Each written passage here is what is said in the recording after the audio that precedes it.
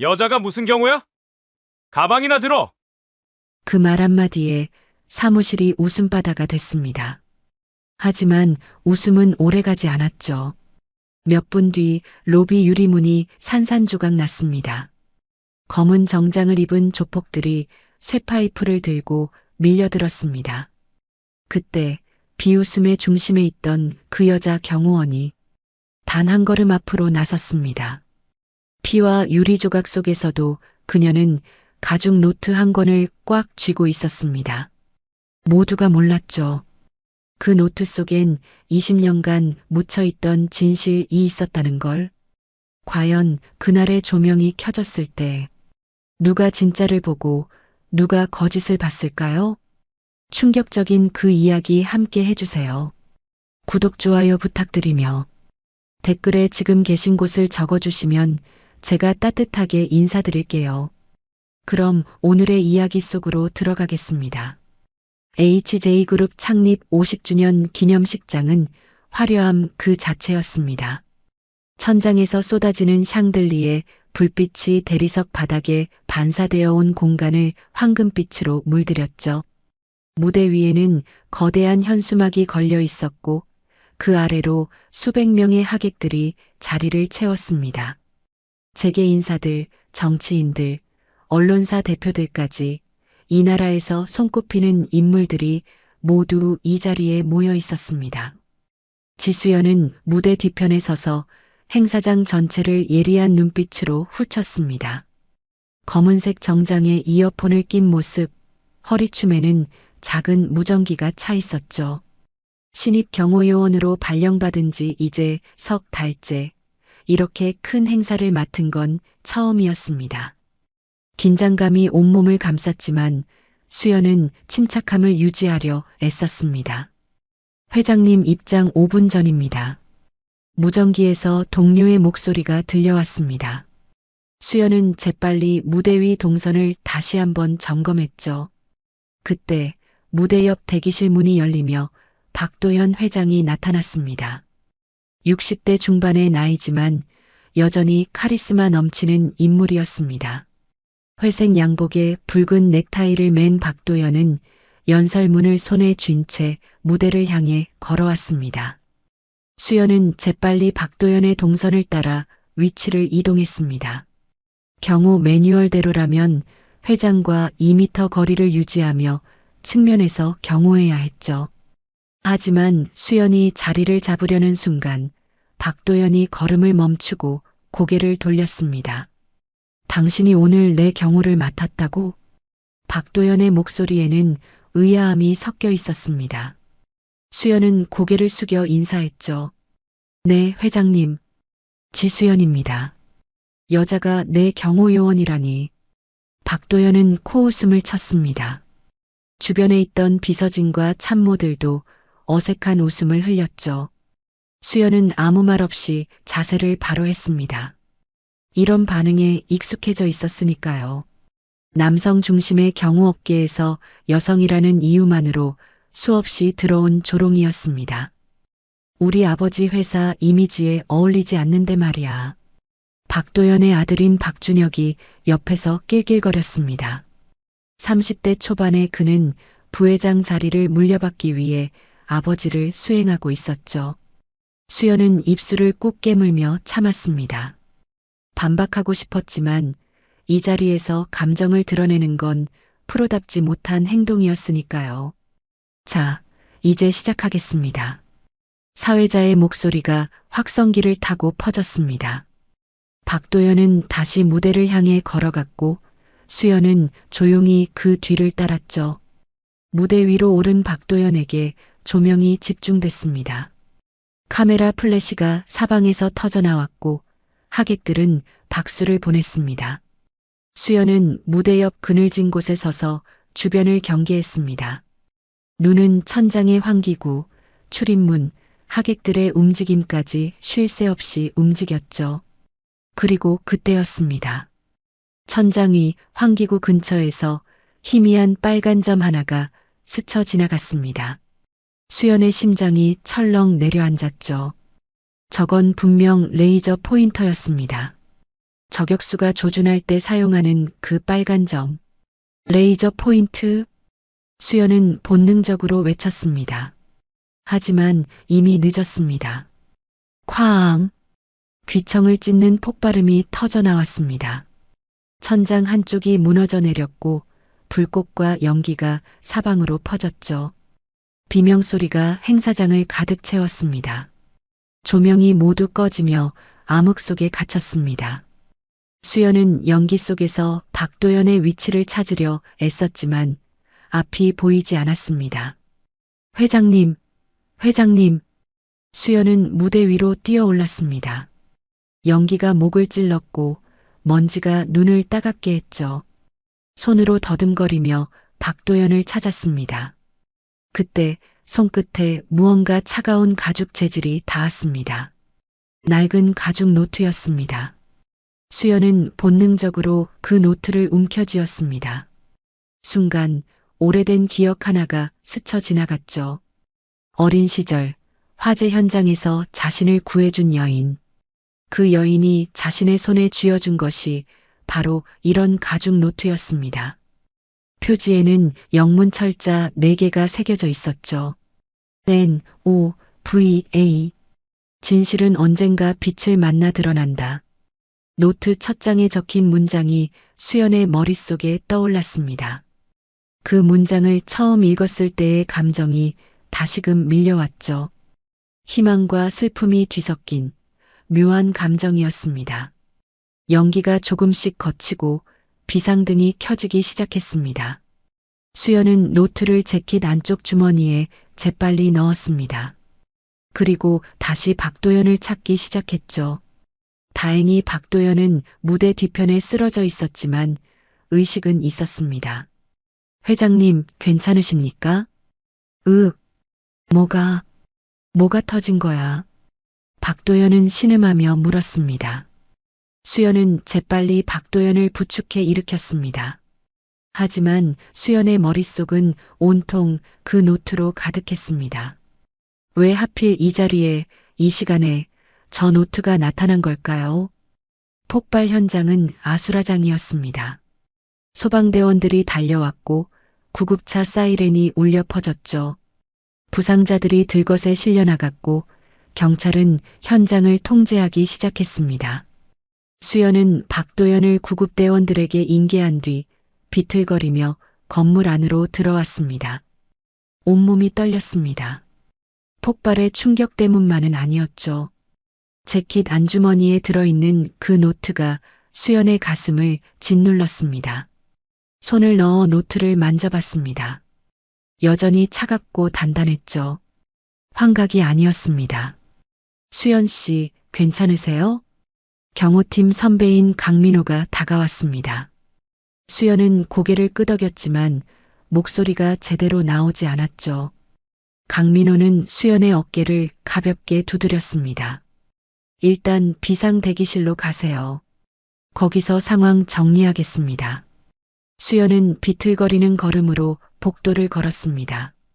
비상 대기실은 본관 3층 끝자락에 있었죠. 평소엔 잘 사용하지 않는 공간이었지만 이런 비상 상황에서는 경호팀의 임시 지휘본부가 되곤 했습니다. 복도는 어두웠습니다. 폭발로 인해 건물 전체의 전력 공급이 끊겼기 때문이죠. 비상등만이 희미하게 바닥을 비췄습니다. 수연은 손으로 벽을 짚으며 천천히 걸었습니다. 머릿속은 혼란스러웠죠. 폭발, 레이저 포인터, 그리고 그 노트.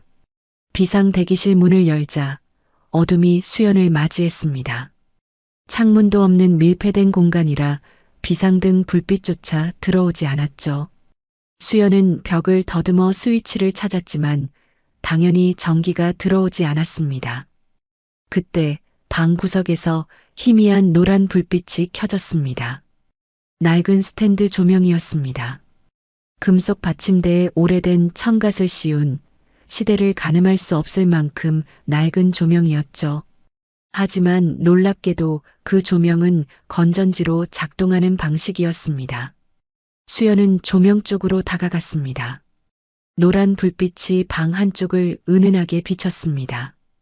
수연은 그 빛 아래 놓인 의자에 앉았죠. 손목을 보니 피가 배어 있었습니다. 폭발 당시 날카로운 파편에 긁힌 모양이었습니다. 수연은 벽 선반에서 구급상자를 꺼내 소독약과 붕대를 찾았습니다. 소독약을 상처에 바르자 따끔한 통증이 밀려왔습니다. 수연은 이를 악물고 참았죠. 그리고 붕대를 감기 시작했습니다. 스탠드 조명의 노란 불빛이 수연의 손끝을 비쳤습니다. 이 빛만 보면 왠지 익숙해요.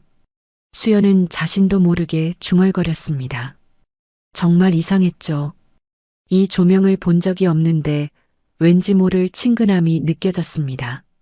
마치 어린 시절 어머니의 품처럼 따뜻하고 안전한 느낌이었습니다. 똑똑 문을 두드리는 소리가 들렸습니다. 수연은 재빨리 자세를 바로하며 문을 바라봤죠. 들어오세요. 문이 열리며 한 여성이 들어왔습니다. 50대 초반으로 보이는 단정한 회색 투피스를 입은 여성이었죠. 수연은 바로 알아봤습니다. 유인경, HJ그룹 비서실장이었습니다. 유인경은 조용히 방 안으로 들어와 문을 닫았습니다. 손에는 서류 가방을 들고 있었죠. 유인경은 스탠드 조명 맞은편 의자에 앉으며 수연을 바라봤습니다. 많이 놀라셨죠? 유인경의 목소리는 차분했습니다. 수연은 고개를 끄덕였죠. 괜찮습니다. 이 정도는 각오하고 이 일을 시작했으니까요. 강한 분이시네요. 유인경은 희미하게 미소 지었습니다. 그리고 스탠드 조명을 바라봤죠. 노란 불빛이 유인경의 얼굴을 비쳤습니다. 그 조명 오래됐죠? 유인경의 질문에 수연은 조명을 다시 한번 바라봤습니다. 네. 꽤 오래된 것 같은데 아직도 작동하네요. 20년 전부터 이 방에 있었어요. 유인경은 천천히 말했습니다. 수연은 고개를 갸우뚱했죠. 20년이요? 네. 20년 전에 윤하정 요원이 쓰던 조명이에요. 유인경의 말에 수연의 심장이 멈춘 것 같았습니다. 윤하정. 그 이름을 들은 순간 수연의 온몸에 전율이 흘렀죠. 윤하정이라고 하셨나요? 수연의 목소리가 떨렸습니다. 유인경은 고개를 끄덕였습니다. 당신 어머니였죠. 수연의 눈이 커졌습니다. 입술이 바들바들 떨렸고 눈가가 뜨거워졌죠. 어머니. 수연은 그 단어를 마지막으로 들은 게 언제였는지 기억조차 나지 않았습니다. 어떻게 아세요? 윤하정 요원은 20년 전 이 회사의 비리를 조사하던 국정원 요원이었어요. 작전 중에 사고로 돌아가셨죠. 당신이 윤하정 요원의 딸이라는 건 인사팀에서 신원조회를 할 때 알게 됐어요. 유인경의 말이 수연의 가슴을 후벼 팠습니다. 어머니가 국정원 요원이었다는 사실, 이 회사와 관련이 있었다는 사실, 그리고 작전 중에 사망했다는 사실. 모든 것이 수연에게는 충격이었습니다. 수연은 재킷 안주머니에서 노트를 꺼냈습니다. 낡은 가죽 표지가 스탠드 조명 아래에서 빛을 받았죠. 표지에 새겨진 네 글자를 유인경에게 보여줬습니다. 이 노트도 어머니 거였나요? 유인경은 노트를 보자마자 눈빛이 변했습니다. 놀람과 두려움이 뒤섞인 표정이었죠. 어디서 찾으셨어요? 오늘 폭발 현장에서 우연히 손에 잡혔어요. 유인경은 잠시 침묵했습니다. 그리고 천천히 입을 열었죠. 그 노트를 조심하세요. 그 안에는 20년 전의 진실이 담겨 있어요. 하지만 그 진실은 많은 사람들이 감추고 싶어 하는 것이기도 하죠. 수연의 가슴 속에서 무언가 불타오르기 시작했습니다. 어머니, 진실, 그리고 자신이 손에 쥔 이 노트, 모든 것이 연결되고 있었습니다. 다음 날 아침 수연은 침대에서 눈을 떴습니다. 몸은 천근만근이었고 어깨와 팔에는 멍이 들어 있었죠. 폭발의 여파였습니다. 수연은 침대 옆 탁자에 놓인 노트를 바라봤습니다. 어젯밤 내내 그 노트를 들여다봤지만 대부분이 암호나 약어로 가득해서 해독할 수 없었습니다. 휴대전화가 요란하게 울렸습니다. 수연은 전화를 집어들었죠. 강민호 선배였습니다. 수연 씨, 지금 당장 뉴스 켜봐요. 강민호의 목소리에는 긴장감이 가득했습니다. 수연은 서둘러 텔레비전을 켰습니다. 화면에는 속보 자막이 떠 있었죠. 속보입니다. 어제 발생한 HJ그룹 폭발 사건과 관련해 충격적인 의혹이 제기됐습니다. 신임 여성 경호원이 내부 공모자일 가능성이 있다는 것인데요. 앵커의 목소리가 수연의 귓가에 꽂혔습니다. 화면에는 수연의 인사 기록 사진이 떠올랐죠. 모자이크 처리도 되지 않은 채였습니다. 경찰 관계자에 따르면 해당 경호원은 사건 발생 직전 수상한 행동을 보였으며 폭발 지점 근처에서 발견됐다고 합니다. 수연은 리모컨을 떨어뜨렸습니다. 손이 떨렸죠.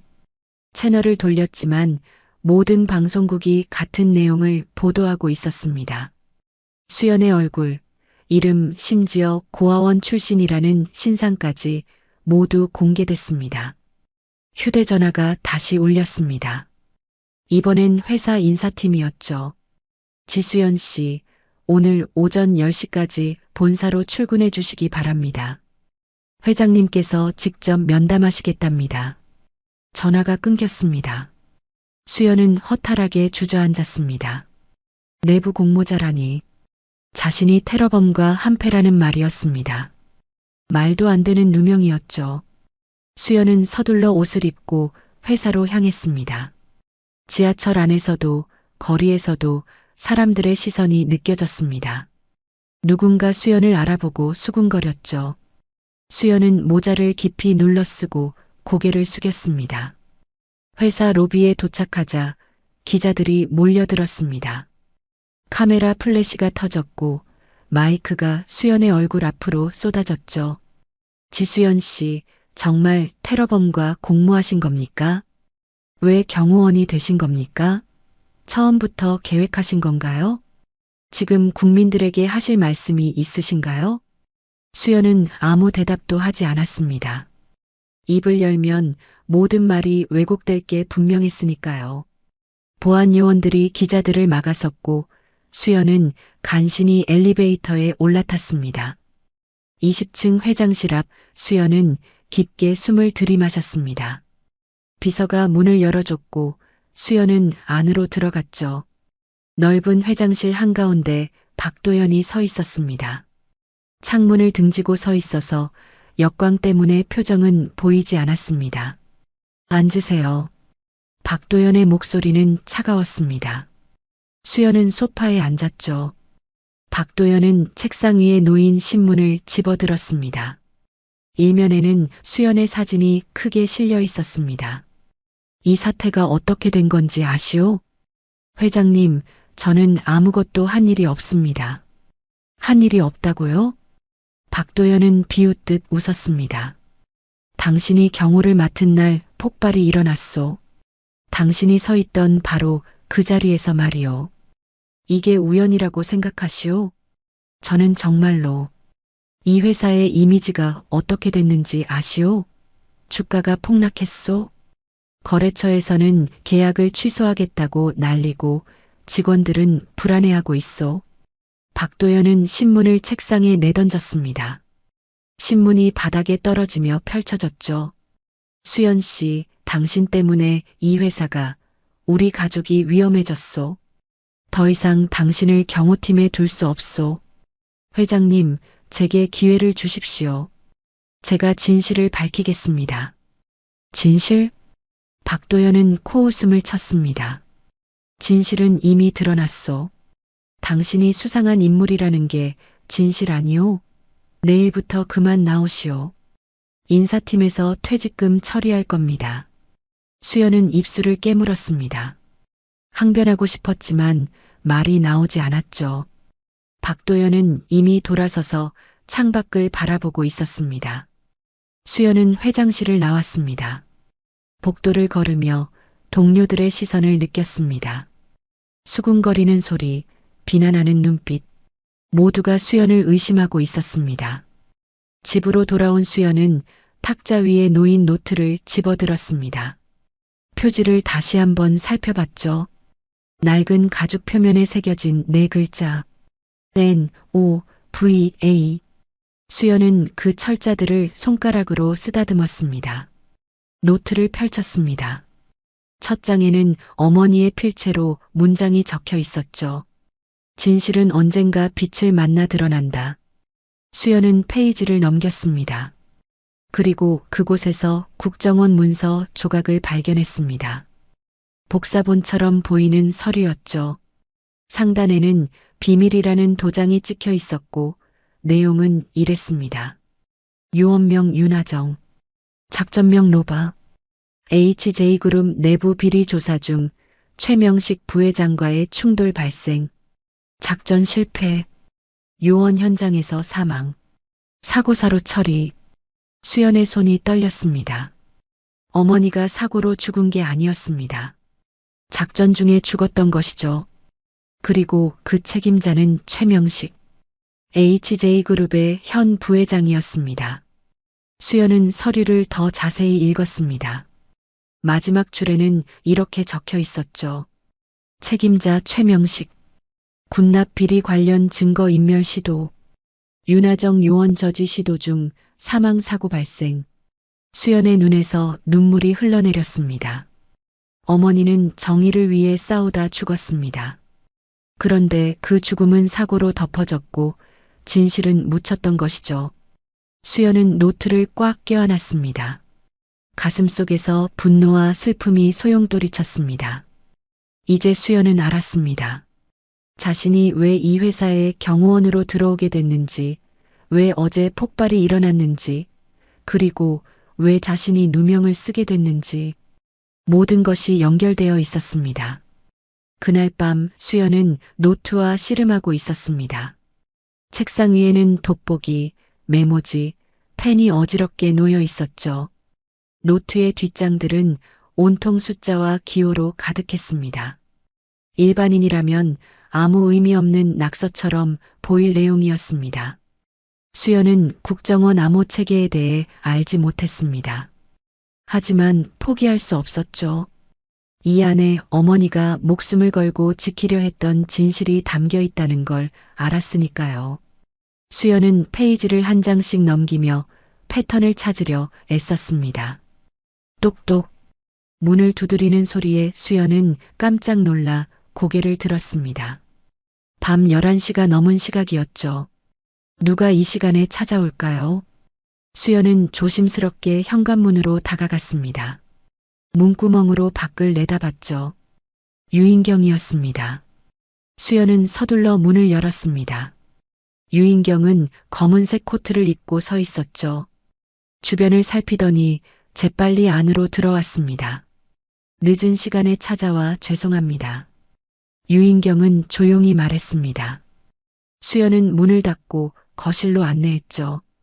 유인경은 책상 위에 놓인 노트를 보자 한숨을 내쉬었습니다. 역시 해독하려고 하셨군요. 이 안에 어머니의 기록이 있다면서요.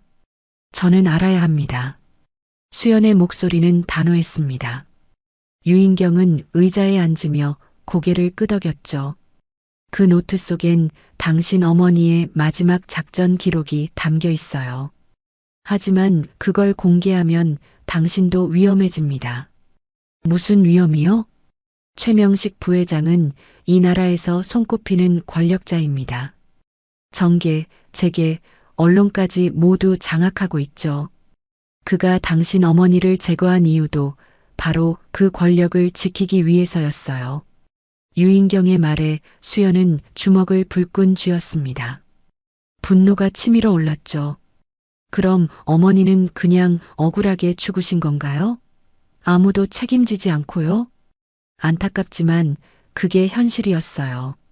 국정원도 검찰도 누구도 최명식을 건드리지 못했죠. 유인경은 가방에서 작은 수첩을 꺼냈습니다. 낡은 가죽 수첩이었죠. 하지만 당신 어머니는 마지막까지 포기하지 않으셨어요. 이 수첩에 암호 해독 방법을 남겨두셨죠. 수연은 수첩을 받아들었습니다. 첫 장을 펼치자 숫자와 기호들이 빼곡히 적혀 있었습니다. 그리고 그 아래에는 짧은 문장이 적혀 있었죠.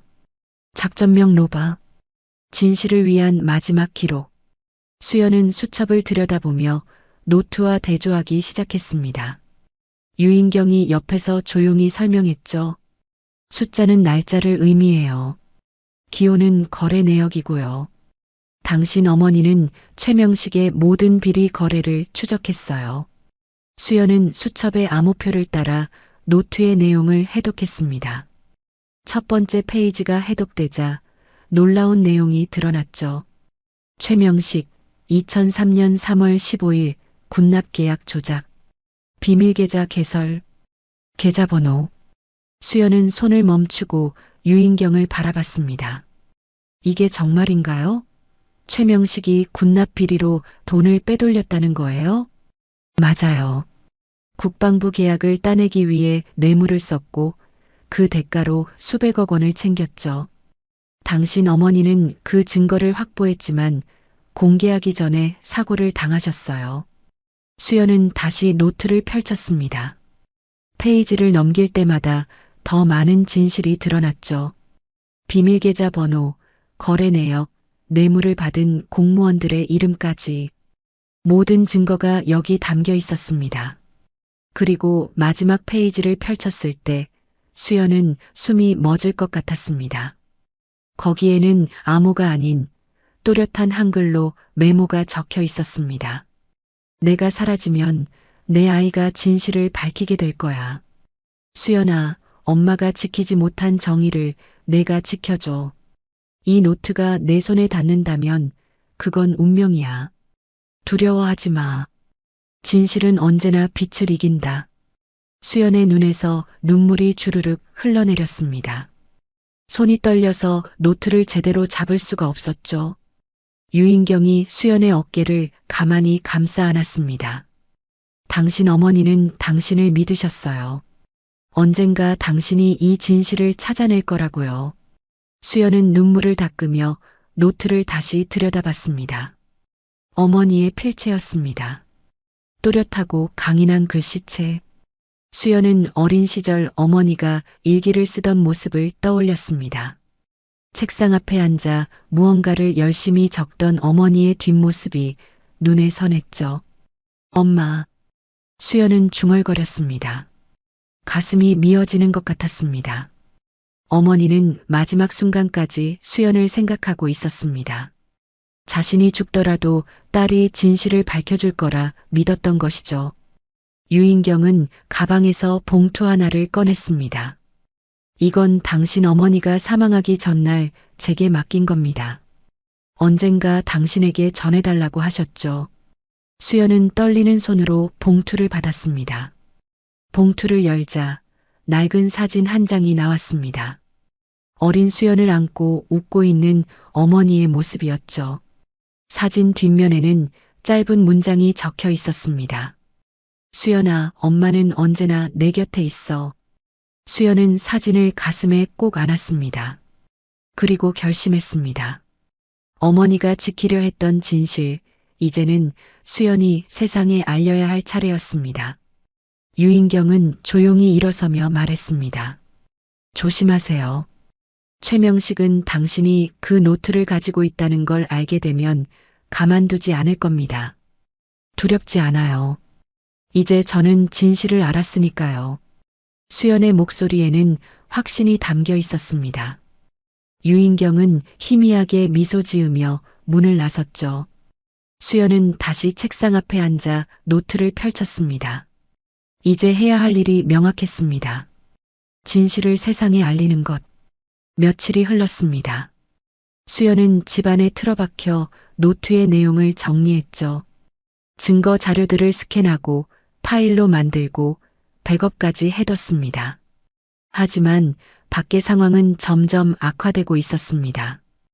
텔레비전을 켤 때마다 수연의 얼굴이 나왔습니다. 뉴스마다 수연을 범인으로 몰아가는 보도가 쏟아졌죠. 인터넷 댓글은 더 심했습니다. 악플과 저주로 가득했습니다. 그날 저녁 6시 메인 뉴스가 시작됐습니다. 수연은 소파에 앉아 화면을 바라봤죠. 앵커의 표정이 심각했습니다. 단독 보도입니다. HJ그룹 폭발 사건의 용의자로 지목된 경호원 지수연이 폭발 직전 테러범과 교신한 정황이 포착됐습니다. 수연은 화면에서 눈을 뗄 수 없었습니다. 기자가 화면에 나타났죠. 저희 취재진이 입수한 통화 기록에 따르면 지수연은 사건 발생 30분 전 미확인 번호와 통화했습니다. 통화 내용은 확인되지 않았지만 경찰은 테러범과의 교신으로 보고 있습니다. 거짓말이었습니다. 수연은 그날 누구와도 통화하지 않았죠. 전화 기록을 확인해 보면 금방 드러날 거짓이었습니다. 하지만 뉴스는 계속됐습니다. 또한 지수연은 입사 당시 신원 조회 과정에서 의심스러운 경력을 숨긴 것으로 드러났습니다. 관계자는 회사 내부 정보를 테러범에게 제공했을 가능성이 높다고 밝혔습니다. 화면에는 모자이크 처리된 인터뷰이가 나타났습니다. 목소리도 변조되어 있었죠. 수연 씨는 평소에도 혼자 있는 시간이 많았어요. 다른 직원들과 어울리지도 않고 뭔가 숨기는 것 같았죠. 수연은 리모컨을 움켜쥐었습니다. 손에 힘이 너무 들어가 손가락이 하얗게 질렸죠. 모든 게 조작이었습니다. 누군가 의도적으로 수연을 범인으로 만들고 있었습니다. 휴대전화가 울렸습니다. 모르는 번호였죠. 수연은 전화를 받았습니다.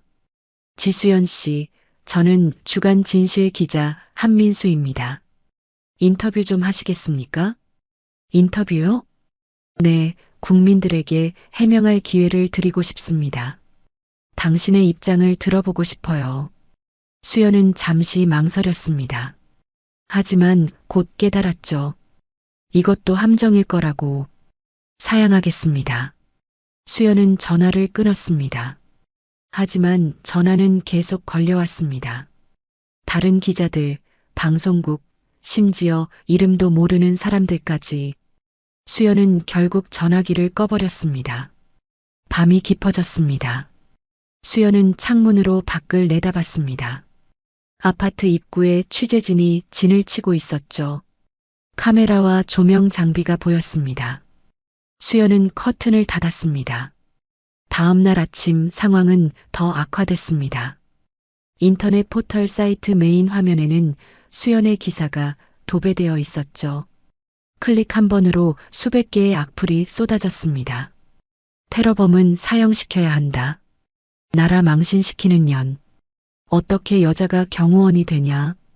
수연은 노트북을 닫았습니다. 더 이상 볼 수 없었죠. 가슴이 답답했습니다. 숨쉬기조차 힘들었습니다. 그때 현관문을 두드리는 소리가 들렸습니다. 수연은 조심스럽게 문구멍으로 밖을 내다봤습니다. 경찰이었습니다. 2명의 형사가 서 있었죠. 지수연 씨, 경찰입니다. 문 좀 열어주시겠습니까? 수연은 문을 열었습니다. 형사 한 명이 수첩을 꺼내며 말했습니다. 임의 동행을 요청합니다. 몇 가지 확인할 사항이 있어서요. 영장은 있습니까? 영장까지는 필요 없습니다. 그냥 확인 차원이니까요. 수연은 고개를 저었습니다. 죄송하지만 변호사와 상담 후에 응하겠습니다. 형사의 표정이 굳어졌습니다. 협조 안 하시는 거로 봐도 되겠네요? 협조하지 않는 게 아닙니다. 제 권리를 행사하는 겁니다. 형사들은 서로 눈빛을 교환했습니다. 그리고 돌아서며 말했죠. 곧 다시 오겠습니다. 그땐 영장 들고 올 겁니다. 문이 닫혔습니다. 수연은 등을 문에 기댄 채 주저앉았습니다. 이제 경찰까지 움직이기 시작했습니다. 시간이 얼마 남지 않았죠. 수연은 책상 위에 놓인 노트를 바라봤습니다. 이제 결단을 내려야 할 시간이었습니다. 숨어 있을 수는 없었죠. 진실을 밝히지 않으면 수연은 영원히 범인으로 낙인 찍힐 것이었습니다. 수연은 가방을 챙겼습니다. 노트, 복사한 자료들, 어머니의 사진까지 모든 증거를 가방에 넣었죠. 그리고 모자를 깊이 눌러쓰고 집을 나섰습니다. 밤거리는 고요했습니다. 수연은 지하철을 타고 회사로 향했습니다. HJ그룹 본사 건물은 밤에도 불이 켜져 있었죠. 로비에는 야간 경비원만 있었습니다. 수연은 직원 출입구로 들어갔습니다. 아직 출입증이 회수되지 않아서 카드키가 작동했죠. 수연은 엘리베이터를 타고 3층으로 올라갔습니다. 비상 대기실이 있는 층이었습니다. 복도는 어두웠습니다. 수연은 비상 대기실 문을 열었죠. 그리고 구석에 놓인 스탠드 조명을 켰습니다. 노란 불빛이 방 안을 은은하게 비췄습니다. 수연은 조명 아래 앉아 노트를 펼쳤습니다. 어머니의 마지막 메시지가 적힌 페이지를 바라봤죠. 어머니가 말했지. 진실은 빛을 만나야 보인다고. 수연은 중얼거렸습니다. 그리고 노트의 마지막 페이지를 조심스럽게 뜯어냈습니다. 그 페이지에는 최명식의 비밀 계좌 번호와 거래 내역이 가장 상세히 적혀 있었죠. 수연은 그 페이지를 들고 일어섰습니다. 결심이 섰습니다. 이제 세상에 진실을 보여줄 시간이었습니다. 두려움은 없었습니다. 어머니가 함께 있다는 걸 느낄 수 있었으니까요. 스탠드 조명의 노란 불빛이 수연의 얼굴을 비췄습니다. 수연의 눈빛에는 확고한 결의가 담겨 있었죠. 진실을 세상에 보여주겠다고. 이틀 뒤 HJ그룹은 긴급 기자회견을 소집했습니다. 본관 1층 대형 컨퍼런스 홀에는 수백 명의 기자들이 모여들었죠. 카메라 수십 대가 무대를 향해 세워졌고 조명이 홀 전체를 환하게 비췄습니다. 무대 중앙에는 연단이 놓여 있었고 그 뒤로 HJ그룹 로고가 크게 걸려 있었습니다. 기자들은 자리에 앉아 수첩과 녹음기를 준비했죠. 긴장감이 흘렀습니다. 오후 3시 정각 무대 연문이 열렸습니다. 최명식 부회장이 걸어 나왔습니다. 60대 초반의 최명식은 회색 양복에 감색 넥타이를 맨 모습이었죠. 카리스마 넘치는 인상에 자신감 있는 걸음걸이였습니다. 최명식은 연단 앞에 섰습니다. 기자들의 카메라 플래시가 일제히 터졌죠. 최명식은 미소를 지으며 마이크를 잡았습니다. 안녕하십니까? HJ그룹 부회장 최명식입니다. 차분하고 권위 있는 목소리였습니다. 기자들은 일제히 조용해졌죠. 먼저 지난 창립 기념식에서 발생한 불상사로 많은 분들께 심려를 끼쳐드린 점 깊이 사과드립니다. 최명식은 정중하게 고개를 숙였습니다. 그리고 다시 고개를 들며 말을 이었죠. 저희 회사는 이번 사건을 매우 심각하게 받아들이고 있습니다. 철저한 조사 끝에 사건의 전모를 파악했습니다. 기자들이 일제히 손을 들었지만 최명식은 손을 들어 제지했습니다. 질문은 나중에 받겠습니다. 먼저 제가 말씀드릴 게 있습니다. 최명식은 연단 위에 놓인 서류를 집어들었습니다. 이번 폭발 사건의 모든 책임은 신입 경호원 지수연에게 있습니다. 기자들 사이에서 웅성거림이 일었습니다. 최명식은 서류를 들어보이며 계속했죠. 저희가 입수한 증거에 따르면 지수연은 입사 전부터 테러 조직과 연계되어 있었습니다. 회사 내부 정보를 빼돌렸고 폭발 당일 테러범과 직접 교신했습니다. 거짓말이었습니다. 하지만 최명식의 목소리에는 확신이 담겨 있었죠. 기자들은 열심히 메모했습니다. 우리 회사는 피해자입니다. 한 개인의 범죄 행위로 인해 회사의 명예가 실추됐고 직원들이 위험에 처했습니다. 저희는 법적 대응을 통해 반드시 책임을 묻겠습니다. 최명식은 자신만만한 표정으로 기자들을 둘러봤습니다. 박수 소리가 터져 나왔죠. 일부 기자들이 호응하는 모습이었습니다. 이제 질문 받겠습니다. 한 기자가 손을 들었습니다.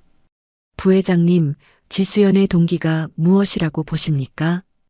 아마도 개인적인 원한이 아닐까 싶습니다. 자세한 내용은 수사 중이니 말씀드리기 어렵습니다만. 또 다른 기자가 질문했습니다. 회사 측에서는 어떤 대책을 마련하셨습니까? 보안 시스템을 전면 재점검했습니다. 앞으로는 이런 일이 절대 발생하지 않도록. 바로 그때였습니다. 홀 전체의 조명이 갑자기 꺼졌습니다. 깜깜한 어둠이 컨퍼런스 홀을 뒤덮었죠. 기자들 사이에서 당황하는 소리가 터져 나왔습니다. 무슨 일입니까? 조명 좀 켜주세요. 최명식도 당황한 표정으로 주변을 둘러봤습니다.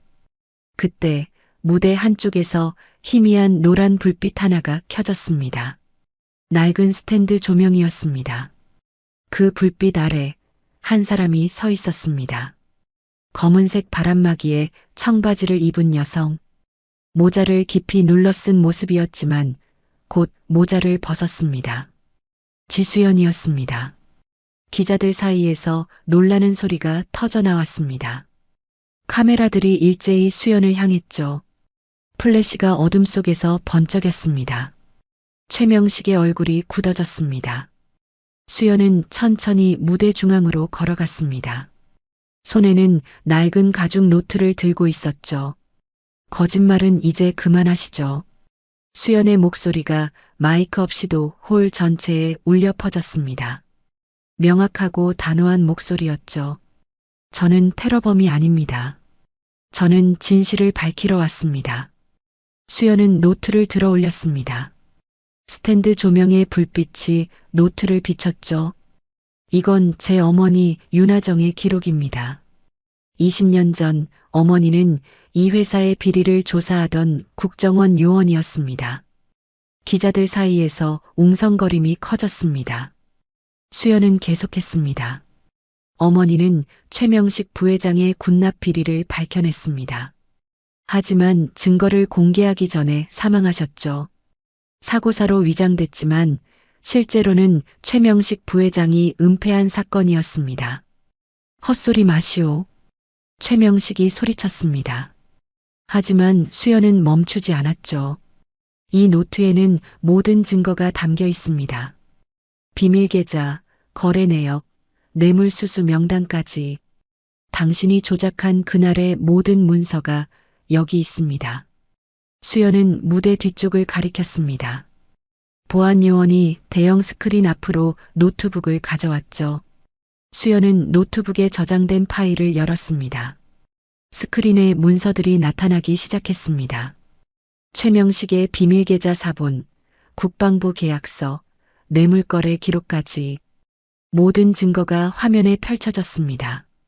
최명식 2003년 3월 군납 계약 조작, 수백억 원 비리. 수연이 읽어 내려갔습니다. 기자들은 미친 듯이 사진을 찍었죠. 플래시가 폭풍처럼 터져 나왔습니다. 최명식은 얼굴이 새하얗게 질렸습니다. 입술이 파르르 떨렸죠. 저 건 조작된 증거입니다. 조작이 아닙니다. 국정원 공식 문서입니다. 어머니가 목숨을 걸고 확보한 증거죠. 수연의 목소리는 흔들림이 없었습니다. 스탠드 조명의 노란 불빛이 수연의 얼굴을 비쳤습니다. 수연의 눈에는 눈물이 고여 있었지만 표정은 단호했죠. 당신은 회사를 위해 침묵했다고 하지만 우리 어머니는 정의를 위해 죽었습니다. 홀 전체가 조용해졌습니다.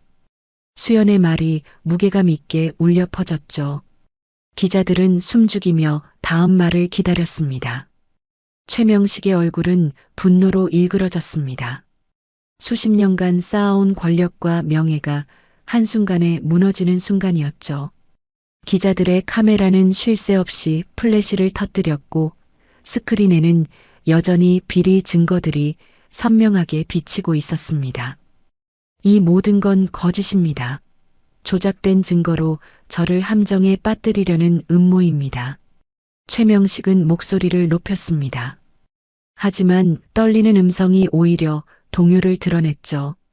수연은 차분하게 노트의 다음 페이지를 넘겼습니다. 음모라고 하셨죠? 그럼 이것도 음모입니까? 스크린에 새로운 문서가 나타났습니다. 은행 거래 명세서였죠.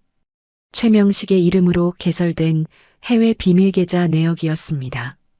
2003년부터 2005년까지 총 370억 원이 이 계좌로 입금됐습니다. 모두 군납 계약 대가로 받은 뇌물이었죠. 기자들 사이에서 탄성이 터져 나왔습니다. 숫자가 너무 컸습니다. 상상을 초월하는 규모였죠. 기자들은 미친 듯이 키보드를 두드렸습니다. 이미 속보가 나가고 있었습니다. 최명식은 뒤로 비틀거렸습니다. 연단을 손으로 움켜쥐며 간신히 중심을 잡았죠. 식은땀이 이마를 타고 흘러내렸습니다. 당신이 뭘 안다고. 저는 윤하정의 딸입니다. 어머니가 남긴 기록을 모두 읽었습니다. 당신이 어떻게 어머니를 위협했는지, 어떻게 증거인멸을 시도했는지, 그리고 어떻게 어머니가 사망하셨는지. 수연의 목소리가 떨렸습니다. 감정이 북받쳐 올랐지만 수연은 참았죠. 지금 무너지면 안 됐습니다. 어머니는 마지막 순간까지 이 노트를 지키셨어요. 언젠가 진실이 밝혀질 거라 믿으셨죠. 그리고 그 순간이 바로 지금입니다. 최명식은 주머니에 손을 넣었습니다. 얼굴이 일그러졌죠. 이성을 잃은 표정이었습니다. 넌 여기서 나가면 안 돼. 최명식이 주머니에서 무언가를 꺼냈습니다. 작은 권총이었습니다. 홀 전체가 순식간에 아수라장이 됐죠.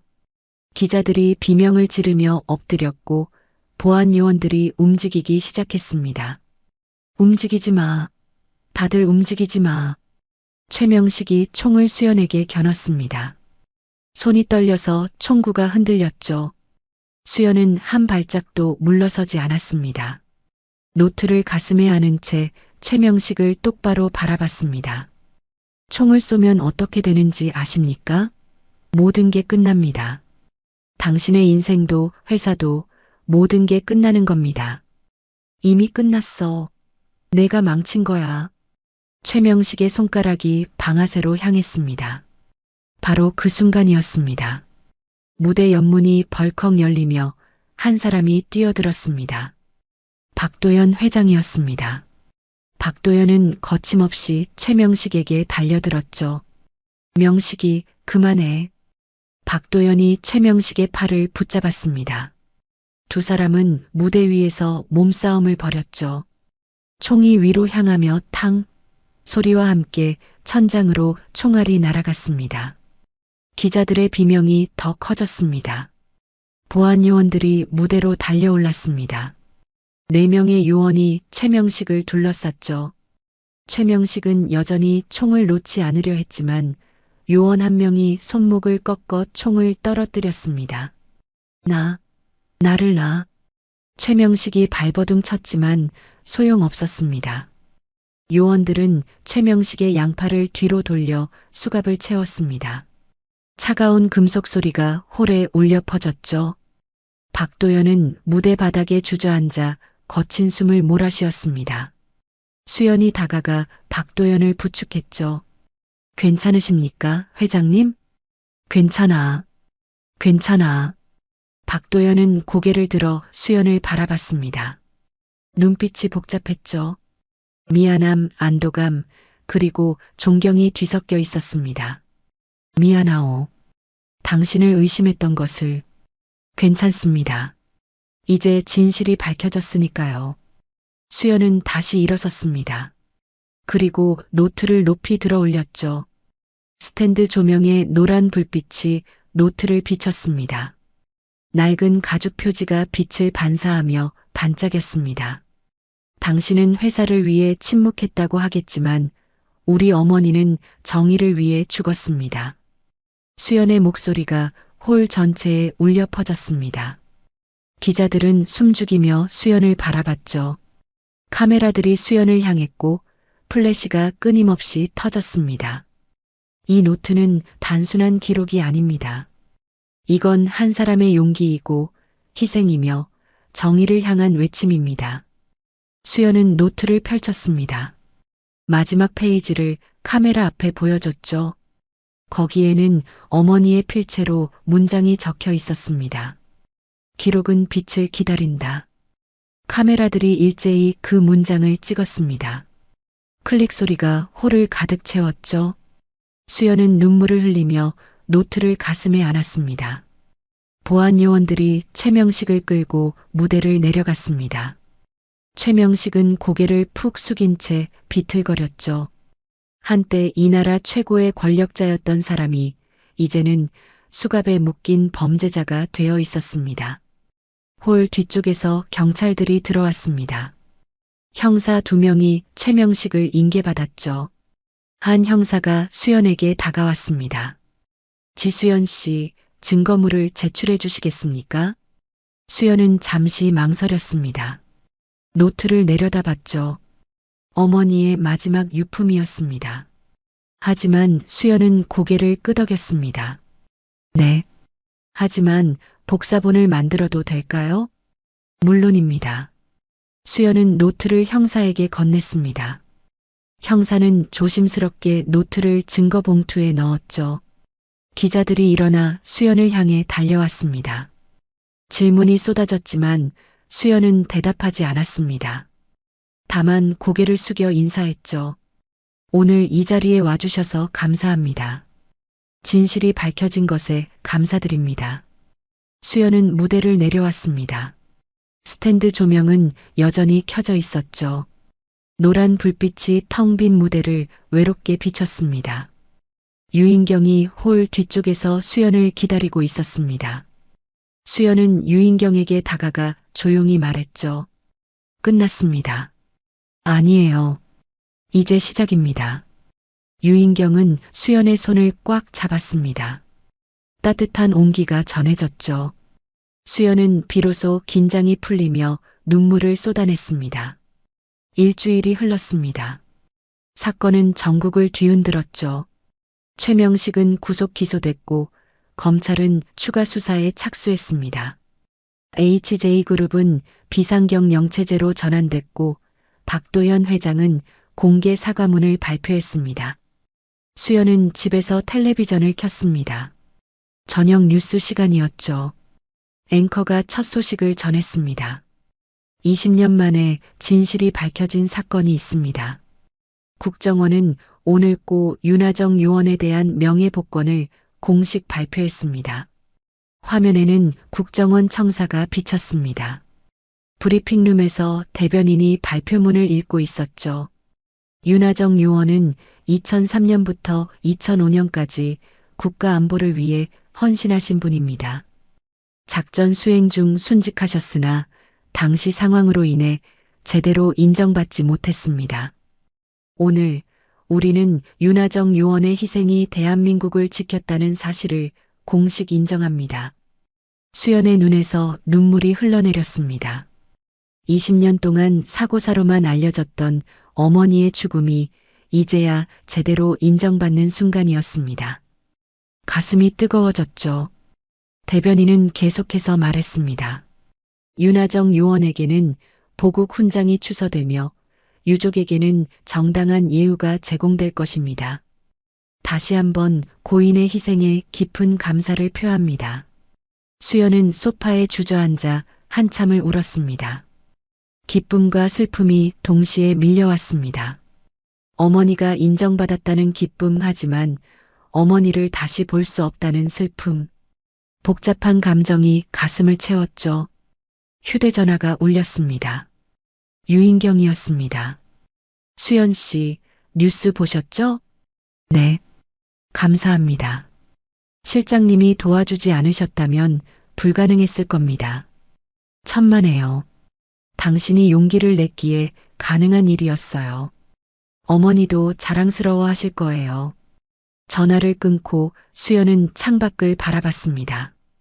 해가 지고 있었죠. 붉은 노을이 하늘을 물들였습니다. 아름다운 저녁이었습니다.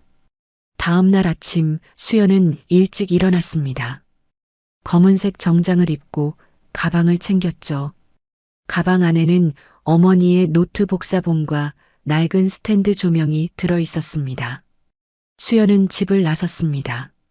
버스를 2번 갈아타고 도착한 곳은 국립묘지였습니다. 넓은 묘역에는 수많은 묘비가 줄지어 서 있었죠.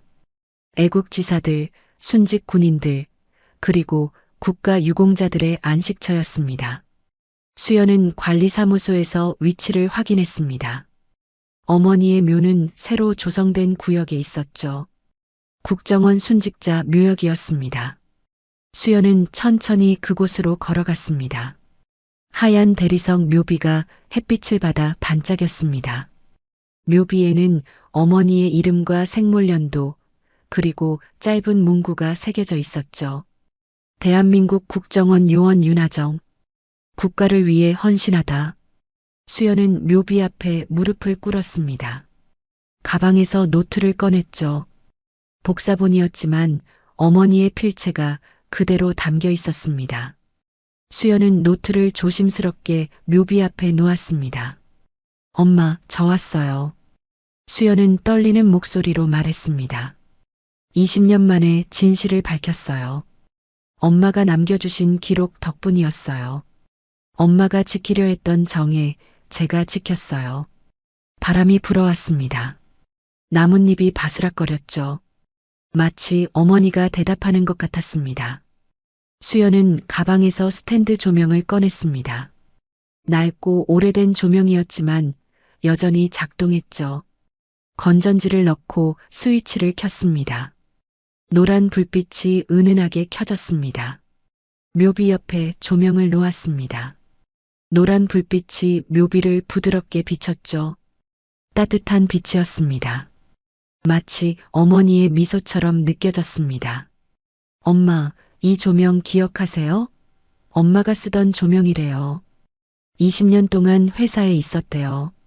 저는 이 빛을 보면 엄마 생각이 나요. 따뜻하고 안전한 느낌이 들어요. 수연은 조명을 쓰다듬었습니다. 차가운 금속 표면이 손끝에 닿았죠. 엄마, 이제 이 빛은 제 차례예요. 엄마가 시작한 일, 제가 이어갈게요. 정의를 지키는 일, 진실을 밝히는 일, 제가 하겠어요. 눈물이 뺨을 타고 흘러내렸습니다.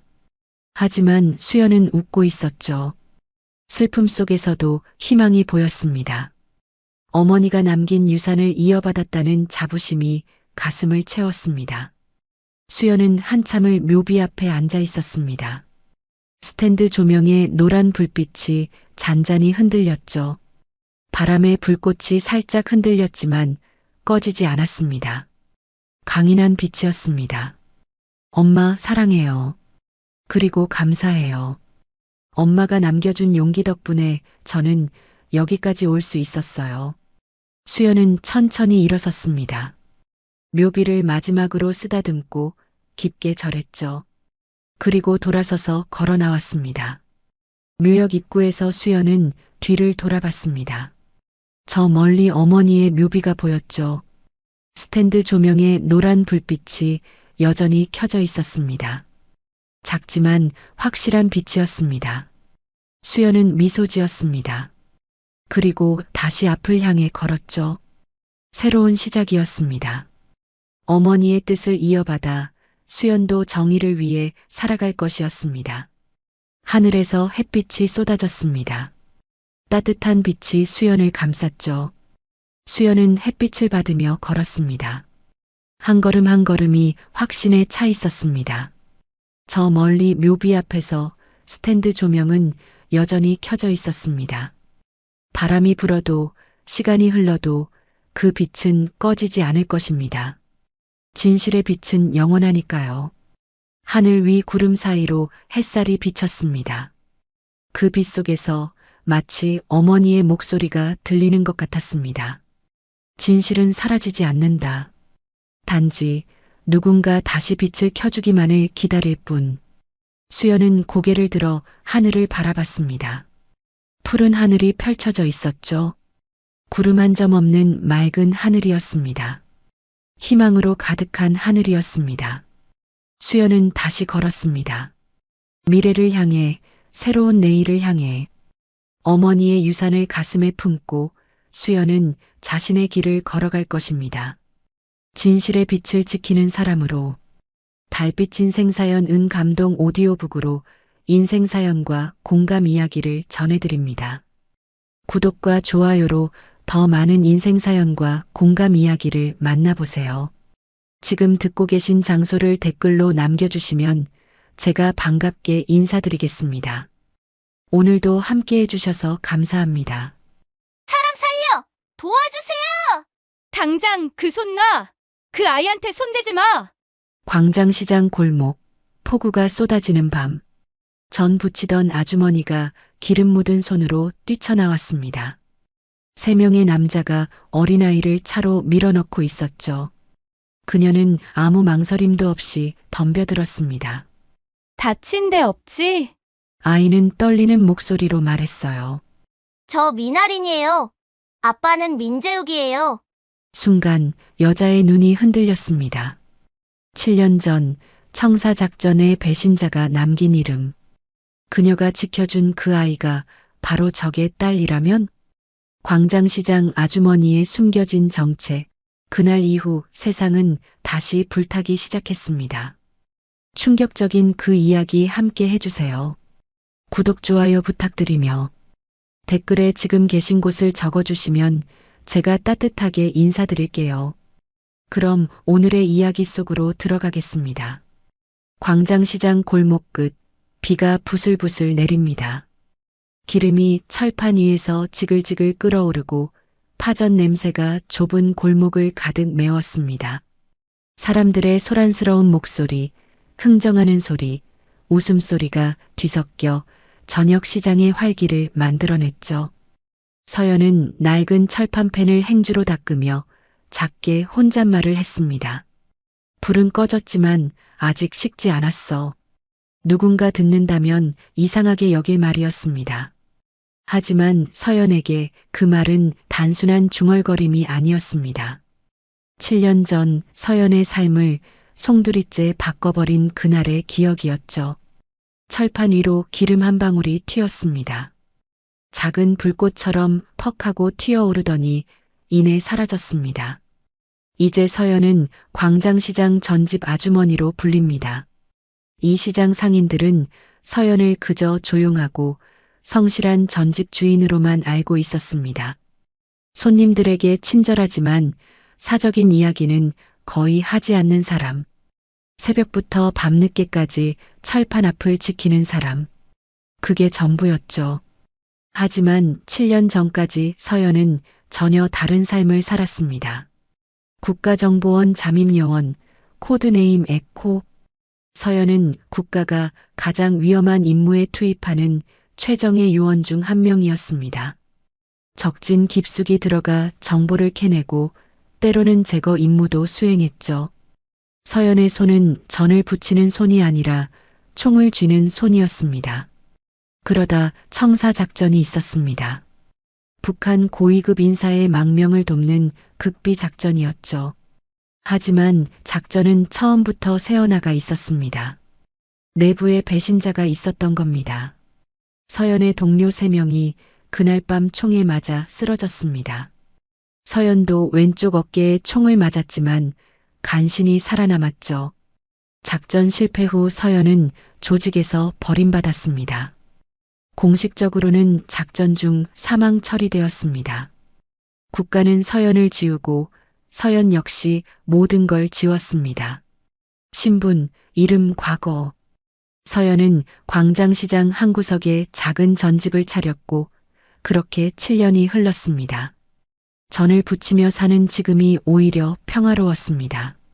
매일 아침 철판을 달구고 반죽을 준비하고 손님을 맞이하는 일.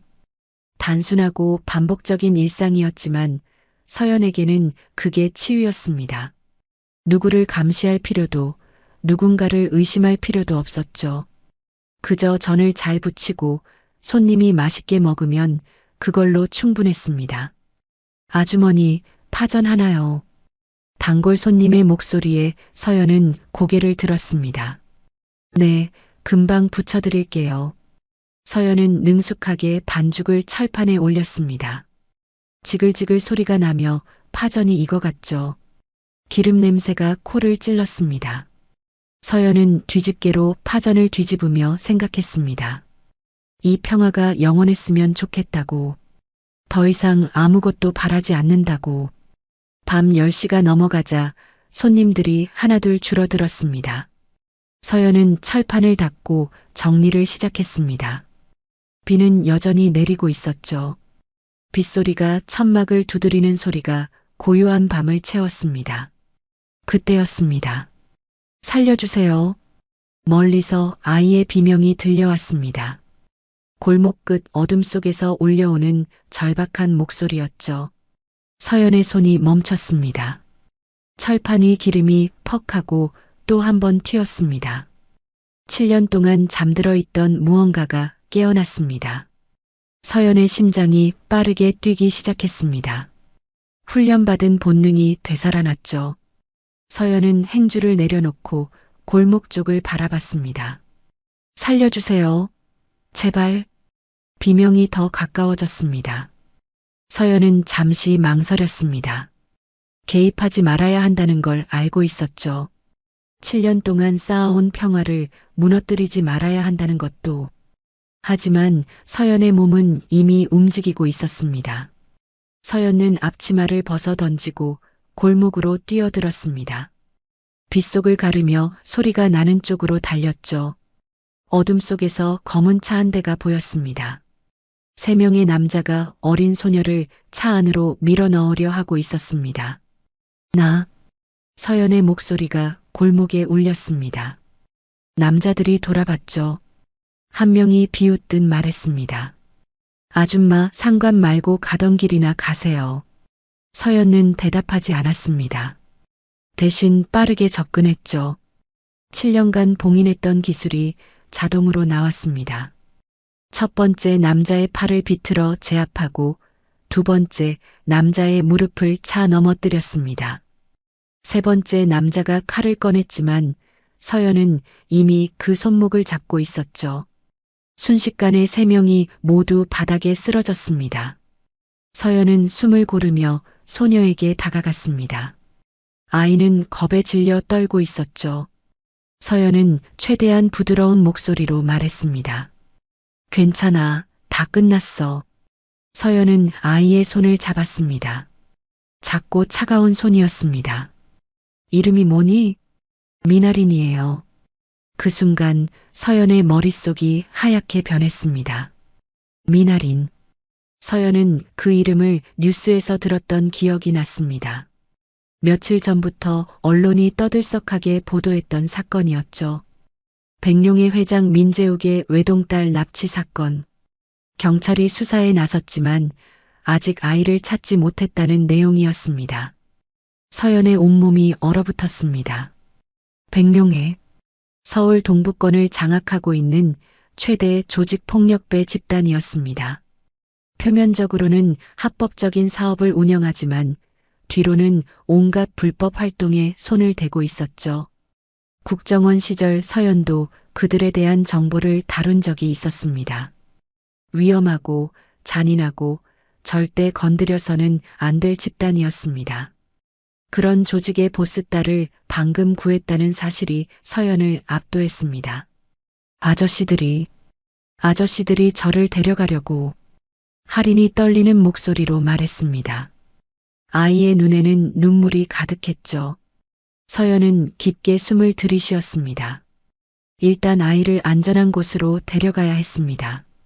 일단 내 가게로 가자. 거기서 경찰에 연락할게.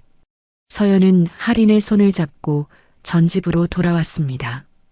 빗속을 걸으며 서연의 머릿속은 복잡하게 돌아갔습니다. 7년 동안 철저히 숨어 살았는데 이렇게 다시 위험한 세계와 마주하게 될 줄은 몰랐죠. 전집에 도착하자 서연은 할인에게 따뜻한 차를 내주었습니다. 아이는 여전히 떨고 있었습니다. 서연은 담요를 가져다 할인의 어깨에 걸쳐 주었죠. 이제 괜찮아. 내가 지켜줄게.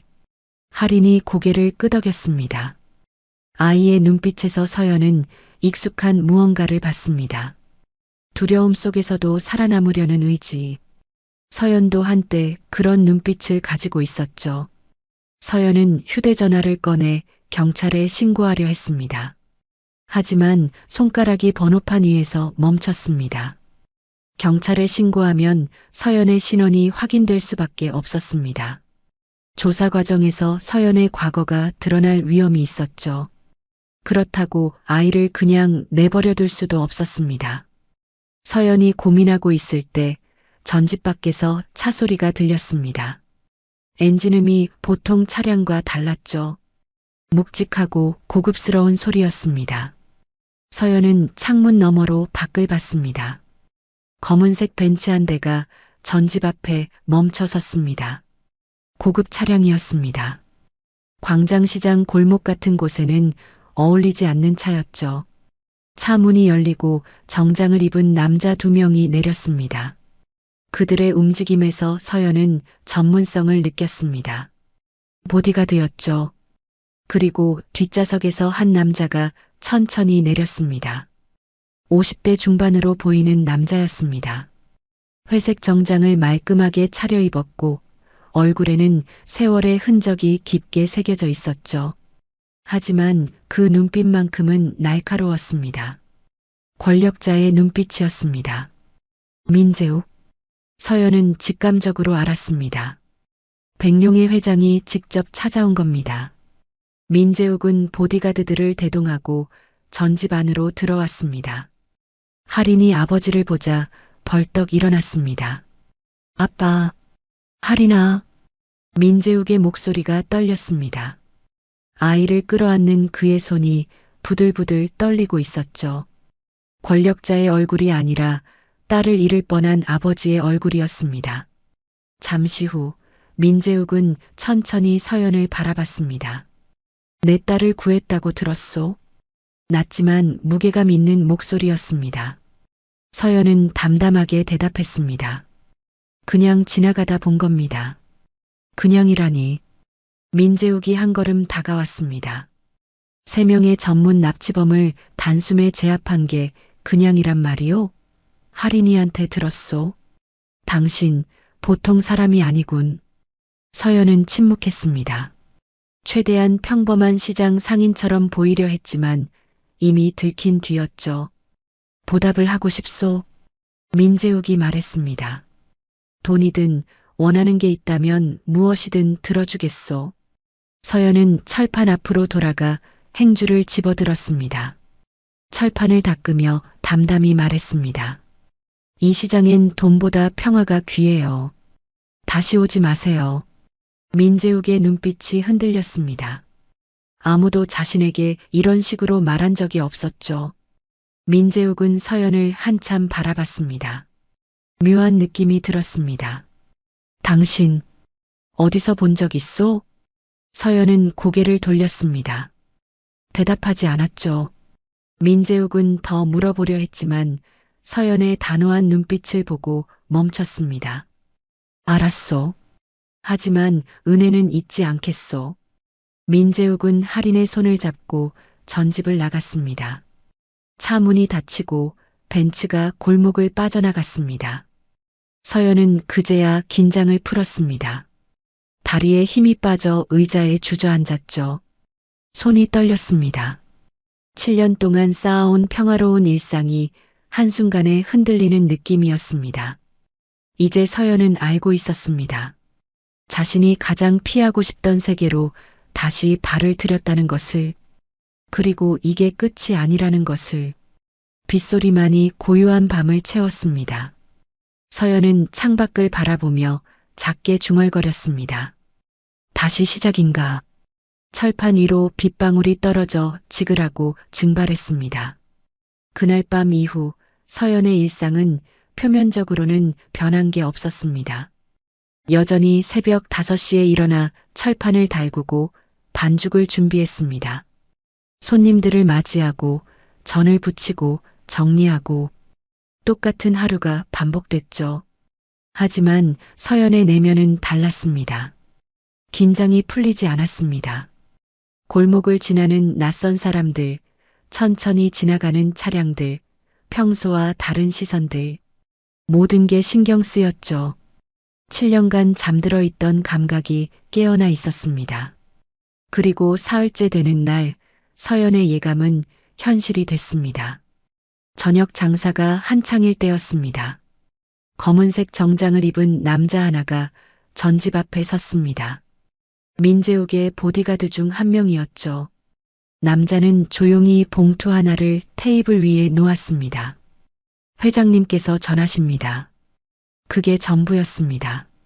남자는 말을 마치자 곧바로 돌아섰습니다. 서연은 봉투를 집어들지 않았습니다. 손님들이 있는 앞에서 열어볼 수도 없었죠. 밤 11시 문을 닫고 나서야 서연은 봉투를 열었습니다. 안에는 수표 한 장과 쪽지가 들어 있었습니다. 수표 금액은 5천만 원이었죠. 쪽지에는 짧은 문장 하나만 적혀 있었습니다. 감사의 표시입니다.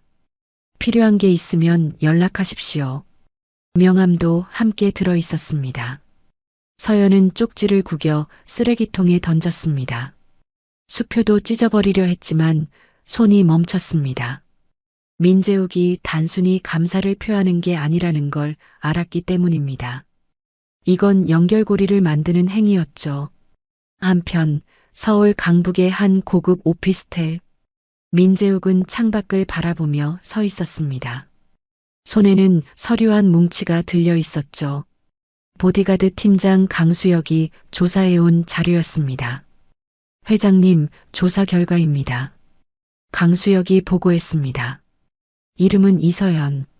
7년 전 광장시장에 전집을 차렸고 그 이전 기록은 없습니다. 주민등록도 7년 전에 새로 만들어진 것으로 보입니다.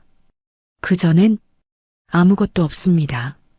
마치 7년 전에 갑자기 나타난 것처럼요. 민재욱의 눈빛이 날카로워졌습니다. 신분 세탁이군. 그렇게 보입니다. 그것도 상당히 전문적인 수준입니다. 정부 기관 수준의 작업이 아니면 불가능한 깔끔함입니다. 민재욱은 서류를 넘기며 생각에 잠겼습니다. 전문적인 전투 기술, 완벽한 신분 세탁, 조직을 피해 숨어 사는 살. 퍼즐 조각들이 하나씩 맞춰지고 있었죠. 계속 지켜보게. 하지만 접촉하지는 마. 알겠습니다. 민재욱은 창밖의 서울 야경을 바라봤습니다. 서연의 얼굴이 자꾸 떠올랐습니다. 어디선가 본 것 같은 익숙함. 하지만 기억이 명확하지 않았죠. 저 여자, 도대체 누구일까? 같은 시각, 서울 동북부의 한 클럽. 청풍회의 본거지였습니다. 백룡회와 오랫동안 세력 다툼을 벌이고 있는 라이벌 조직이었죠. 클럽 최상층 비밀 사무실에서 보스 박진아가 책상을 내리쳤습니다. 뭐라고? 우리 납치조가 여자 하나한테 당했다고? 예, 보스님. 부하가 떨리는 목소리로 보고했습니다. 광장시장 전집 아주머니라는데 순식간에 3명을 제압했답니다. 살아남은 놈들 말로는 전문가 수준이었다고 합니다. 박진아는 담배에 불을 붙였습니다. 연기를 길게 내뿜으며 생각했죠. 전문가, 광장시장 전집, 뭔가 이상했습니다. 그 여자 신상 파악했나? 이서연이라는 이름 외엔 아무것도 없습니다. 마치 유령 같습니다. 유령? 그 단어를 듣는 순간 박진아의 기억 속에서 오래된 소문 하나가 떠올랐습니다. 7년 전 조직과 사이에서 떠돌던 이야기였죠. 국정원의 전설적인 요원 하나가 청사작전 실패 후 사라졌다는 소문. 코드네임 에코? 설마. 박진아는 자리에서 벌떡 일어났습니다. 그 여자 감시를 붙여 24시간 모든 동선을 파악하라고. 알겠습니다. 박진아의 얼굴에 차가운 미소가 번졌습니다. 만약 그 여자가 정말 에코라면 이건 기회였습니다. 백룡애를 견제할 수 있는 카드가 생긴 거였죠. 민재욱이 그 여자한테 신세를 졌다지? 재미있군. 박진아는 창밖을 내다봤습니다. 서울의 밤은 화려했지만 어둠 속에는 언제나 위험이 도사리고 있었습니다. 이서연. 아니, 에코. 내가 나타난 건 실수였어. 며칠 후 서연은 이상한 느낌을 받기 시작했습니다. 누군가 자신을 지켜보고 있다는 느낌이었죠. 시장을 오가는 낯선 얼굴들, 골목 어귀에 세워진 검은 차량, 옥상에서 느껴지는 시선. 서연은 확신했습니다. 감시당하고 있다고. 그날 밤 서연은 문을 닫고 철판 아래를 열었습니다. 손님들은 모르는 비밀 공간이었죠. 철판 받침대 아래 숨겨진 바닥 틈새. 서연은 그 속에서 낡은 금속 상자를 꺼냈습니다. 상자를 열자 7년간 보지 않았던 물건들이 나왔습니다. 작은 USB 하나, 낡은 작전 일지, 그리고 몇 장의 문서들. 청사작전의 기록이었습니다. 서연은 문서들을 하나씩 넘겼습니다. 그러다 한 장의 문서에서 손이 멈췄습니다. 내부 인사 기록. 거기에 민재욱이라는 이름이 찍혀 있었습니다. 서연은 문서를 책상 위에 펼쳐놓고 천천히 읽어 내려갔습니다. 비가 다시 내리기 시작했습니다. 빗방울이 천막을 두드리는 소리만이 고요한 새벽을 채웠죠. 문서는 청사작전의 내부 협력자 명단이었습니다. 민재욱의 이름 옆에는 짧은 메모가 적혀 있었습니다. 전직 육군정보사령부 대위, 제대 후 민간 보안업체 설립, 청사작전 현장 보안 담당. 서연의 손이 떨렸습니다. 민재욱도 그날 밤 그 현장에 있었다는 뜻이었습니다. 서연은 다른 문서들을 뒤적였습니다. 작전 후 보고서, 사상자 명단, 그리고 작전 실패 원인 분석 자료. 한 장의 비밀 문서가 눈에 들어왔습니다. 작전 실패 후속 조치 민간 협력자 민재욱 정보 유출 혐의로 조사 대상 지정. 이후 모든 정부 사업 입찰 자격 박탈. 보안업체 폐업 처분. 서연은 깨달았습니다. 민재욱도 희생자였다는 것을. 작전이 실패한 후 국가는 책임을 떠넘길 누군가가 필요했습니다. 서연은 죽은 것으로 처리됐고 민재욱은 모든 걸 잃었죠. 그렇게 그는 어둠의 세계로 내몰렸습니다. 합법적인 길이 막히자 불법의 길을 선택할 수밖에 없었던 겁니다. 백룡애의 회장이 되기까지 그 뒤에는 국가의 배신이 있었습니다. 그도 그날의 희생자였어. 서연은 작게 중얼거렸습니다. 분노가 치밀어 올랐습니다. 동료들을 잃었던 그날의 기억, 총상의 고통, 그리고 모든 것을 빼앗긴 절망. 그 모든 게 누군가의 배신 때문이었습니다. 서연은 철판 받침대 속 화로에 불을 켰습니다. 작은 불꽃이 타올랐죠. 불빛이 철판에 반사되어 어둠 속에서 흔들렸습니다. 서연은 상자 깊숙한 곳에서 작은 금속 배지를 꺼냈습니다. 국가정보원 요원 배지였습니다. 코드네임 에코가 새겨진 배지. 7년간 봉인했던 정체성의 증표였죠. 서연은 배지를 손에 쥐고 불빛을 바라봤습니다. 그래. 이번엔 끝을 보자. 서연의 목소리는 낮았지만 단호했습니다. 더 이상 숨어 살 수 없었습니다. 진실을 밝혀야 했고 배신자를 찾아야 했습니다. 그리고 민재욱이 필요했습니다. 서연은 USB를 주머니에 넣고 문을 나섰습니다. 새벽 4시 거리는 고요했습니다. 비는 여전히 내리고 있었죠. 서연은 택시를 잡아타고 말했습니다. 강북구 삼양동으로 가주세요. 백룡의 본부가 있는 곳이었습니다. 30분 후 서연은 고급 오피스텔 앞에 섰습니다. 입구에는 경비원들이 있었지만 서연은 주저없이 걸어 들어갔습니다. 경비원 하나가 가로막았죠. 죄송합니다만 방문 예약이 민재욱 회장님께 전해주세요. 할인이를 구한 사람이 찾아왔다고 경비원이 무전기를 들었습니다. 잠시 후 놀란 표정으로 말했습니다. 바로 올라가시랍니다. 꼭대기층입니다. 엘리베이터를 타고 최상층에 올라갔습니다. 문이 열리자 강수혁이 서 있었습니다. 민재욱의 보디가드 팀장이었죠. 안으로 모시겠습니다. 넓은 사무실 한가운데 민재욱이 서 있었습니다. 창밖으로 서울의 새벽 풍경이 펼쳐져 있었습니다. 민재욱은 서연을 보자 놀란 표정을 지었습니다. 이 새벽에 무슨 일이요? 서연은 대답 대신 USB를 꺼내 책상 위에 놓았습니다. 청사작전. 기억하세요? 민재욱의 얼굴이 굳어졌습니다. 오래된 상처를 건드린 표정이었죠. 민재욱은 천천히 의자에 앉았습니다. 어떻게 그걸? 저도 그날 밤 거기 있었습니다.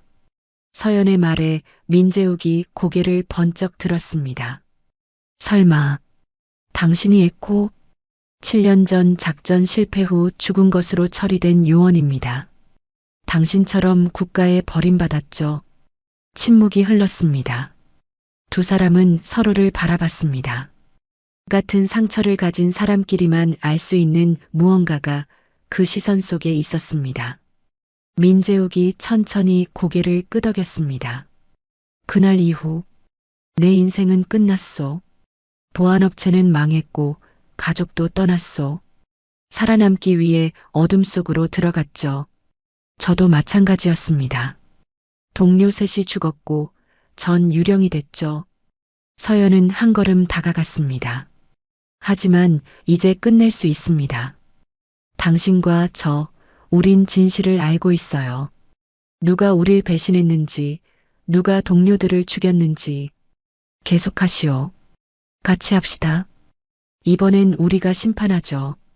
민재욱은 창밖을 바라봤습니다. 동이 트고 있었습니다. 7년간 어둠 속에서 살아온 그에게 새벽의 빛은 낯설었지만 동시에 희망처럼 느껴졌습니다. 당신이 원하는 건 뭐요? 진실과 정의, 그리고 평화. 민재욱이 서연을 똑바로 봤습니다. 좋소. 같이 합시다. 두 사람은 악수를 나눴습니다.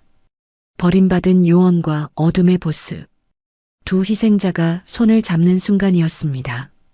비밀 동맹이 시작됐습니다. 서연과 민재욱은 각자의 역할을 정했습니다. 서연은 정보와 전략을 맡았습니다. 7년간 잠들어 있던 국정원 요원의 능력을 다시 꺼냈죠. 민재욱은 자금과 인력을 제공했습니다. 백룡회의 네트워크를 활용해 움직였습니다. 첫 번째 목표는 청풍회였습니다. 박진아의 조직이 할인을 납치하려 했고 지금도 서연을 감시하고 있었죠. 더 중요한 건 7년 전 청사작전에 청풍회가 연루되어 있다는 정보를 USB에서 발견한 것이었습니다. 청풍회는 당시 북한과 밀거래를 하고 있었습니다. 서연이 노트북 화면을 가리키며 설명했습니다. 작전이 새어나간 건 내부 배신자 때문이지만 정보를 사들인 건 청풍회였어요. 박진아의 아버지 박용식이 당시 보스였죠. 민재욱이 고개를 끄덕였습니다. 그렇다면 박진아도 알고 있을 가능성이 높소. 맞습니다. 그래서 청풍회를 먼저 무너뜨려야 합니다. 두 사람은 치밀한 계획을 세웠습니다. 정면 대결이 아닌 내부 붕괴를 노렸죠. 서연은 청풍회의 자금 흐름을 추적했습니다. 민재욱의 회계사들이 합류했고 일주일 만에 청풍회의 비자금 계좌 12개를 찾아냈습니다. 이걸 경찰에 제보하면? 민재욱이 물었습니다. 아니요. 더 효과적인 방법이 있습니다. 서연은 미소 지었습니다. 계좌를 동결시키는 게 아니라 돈을 움직이는 겁니다.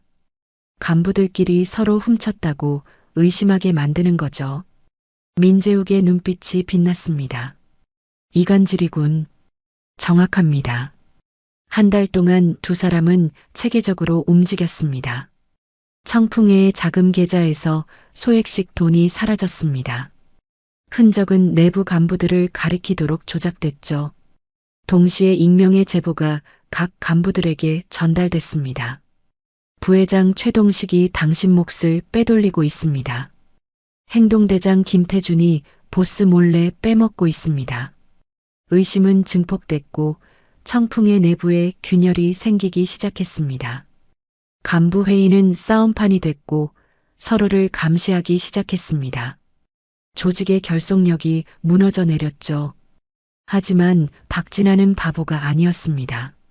한 달 후 박진아는 모든 걸 깨달았습니다. 클럽 사무실에서 책상을 내리치며 소리쳤습니다. 민재욱, 그 새끼가 뒤에 있어. 부하들이 긴장한 표정으로 서 있었습니다. 그리고 그 여자, 에코도 함께 움직이고 있어. 날 무너뜨리려는 거야. 박진아의 눈빛에 광기가 서렸습니다. 전략적으로 대응할 시간은 지났습니다. 이제 필요한 건 직접적인 폭력이었죠. 그 여자를 없애버려. 박진아가 명령했습니다. 전집을 불태워. 광장시장 전체를 제로 만들어버려. 모두에게 경고해야 해. 날 건드리면 어떻게 되는지. 부하들이 움직이기 시작했습니다. 같은 날 밤 서연은 전집에서 장사를 마무리하고 있었습니다. 이상한 느낌이 들었습니다. 거리가 너무 조용했죠. 평소 이 시간이면 술 취한 사람들, 늦은 손님들이 있어야 하는데 아무도 보이지 않았습니다. 서연의 휴대전화가 울렸습니다. 민재욱이었습니다. 당장 거기서 나오시오. 박진아가 움직였소. 무슨... 말을 끝내기도 전에 멀리서 폭발음이 들렸습니다. 시장 반대편에서 불길이 치솟았습니다. 서연은 전화를 끊고 뛰쳐나왔습니다. 불이었습니다. 광장시장 곳곳에서 동시다발적으로 불이 났습니다. 계획적인 방화였죠. 비명소리가 들렸고 사람들이 뛰쳐나왔습니다. 소방차 사이렌이 멀리서 울렸지만 불은 이미 빠르게 번지고 있었습니다. 서연은 전집으로 돌아가려 했지만 불길이 가로막았습니다. 가게 쪽에서 연기가 피어올랐습니다. 7년간 지켜온 평화의 공간이 불타고 있었죠. 안 돼. 서연의 목소리가 떨렸습니다. 하지만 앞으로 나아갈 수 없었습니다. 불길이 너무 강했습니다. 열기가 얼굴을 태웠고 연기가 숨을 막았죠. 소방관들이 도착했고 사람들을 대피시켰습니다. 서연도 밀려나듯 골목 밖으로 나왔습니다. 멀리서 전집이 불타는 모습을 봤습니다. 철판이 녹아내리고 천막이 재가 되어 날아갔습니다. 새벽 3시 불은 여전히 타오르고 있었습니다. 서연은 무너진 담벼락에 기대어 그 광경을 지켜봤습니다. 눈물이 흘렀습니다. 분노가 아니라 상실감 때문이었죠. 7년간 쌓아온 평화가 한순간에 사라졌습니다. 하지만 불길을 바라보던 서연의 눈빛이 변했습니다. 슬픔이 사라지고 차가운 결의가 자리 잡았습니다. 서연은 천천히 일어섰습니다. 불타는 시장을 응시하며 낮게 속삭였습니다. 이 불은 내 것이야. 불꽃이 서연의 눈동자에 반사됐습니다. 이제 전략이 아닌 전쟁이다. 사흘 후 광장시장은 잿더미가 되어 있었습니다. 불에 탄 철골들이 뒤틀려 있었고 상점들은 검게 그을린 폐허로 변해 있었습니다.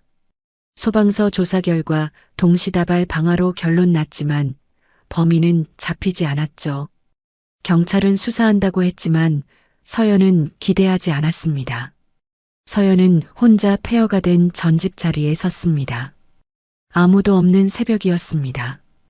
발밑에는 재와 불에 탄 잔해들이 깔려 있었죠. 철판은 녹아서 형체를 알아볼 수 없었고 천장은 무너져 내렸습니다. 하지만 서연이 찾는 건 따로 있었습니다.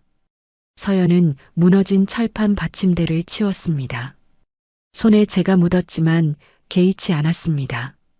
잔해를 하나씩 드러내자 바닥 틈새가 보였죠. 금속 상자를 숨겨뒀던 그곳이었습니다. 불에 타지 않았습니다.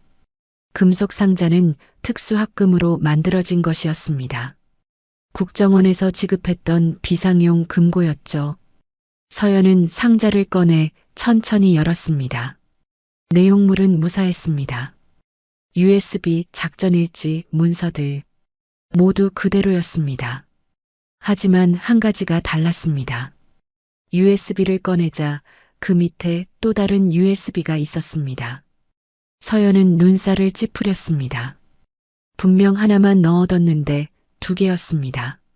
새 USB에는 작은 메모지가 붙어 있었죠. 당신이 알아야 할 진실. 재욱. 민재욱이 몰래 넣어둔 것이었습니다. 서연은 USB를 주머니에 넣고 폐허를 빠져나왔습니다. 근처 PC방으로 가서 컴퓨터를 켰습니다. USB를 꽂았습니다. 파일이 하나 열렸습니다. 국정원 내부 보고서였습니다. 극비 문서라는 빨간 도장이 선명했죠. 서연은 문서를 읽기 시작했습니다. 첫 페이지에 제목이 있었습니다. 청사작전 내부조사보고서, 정보 유출 경로 분석. 서연의 손이 떨렸습니다. 이건 공식적으로 존재하지 않는 문서였습니다. 작전 실패 후 국정원 내부에서 비밀리에 진행된 조사 자료였죠.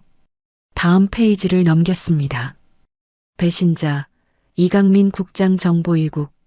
서연의 심장이 멎는 것 같았습니다. 이강민.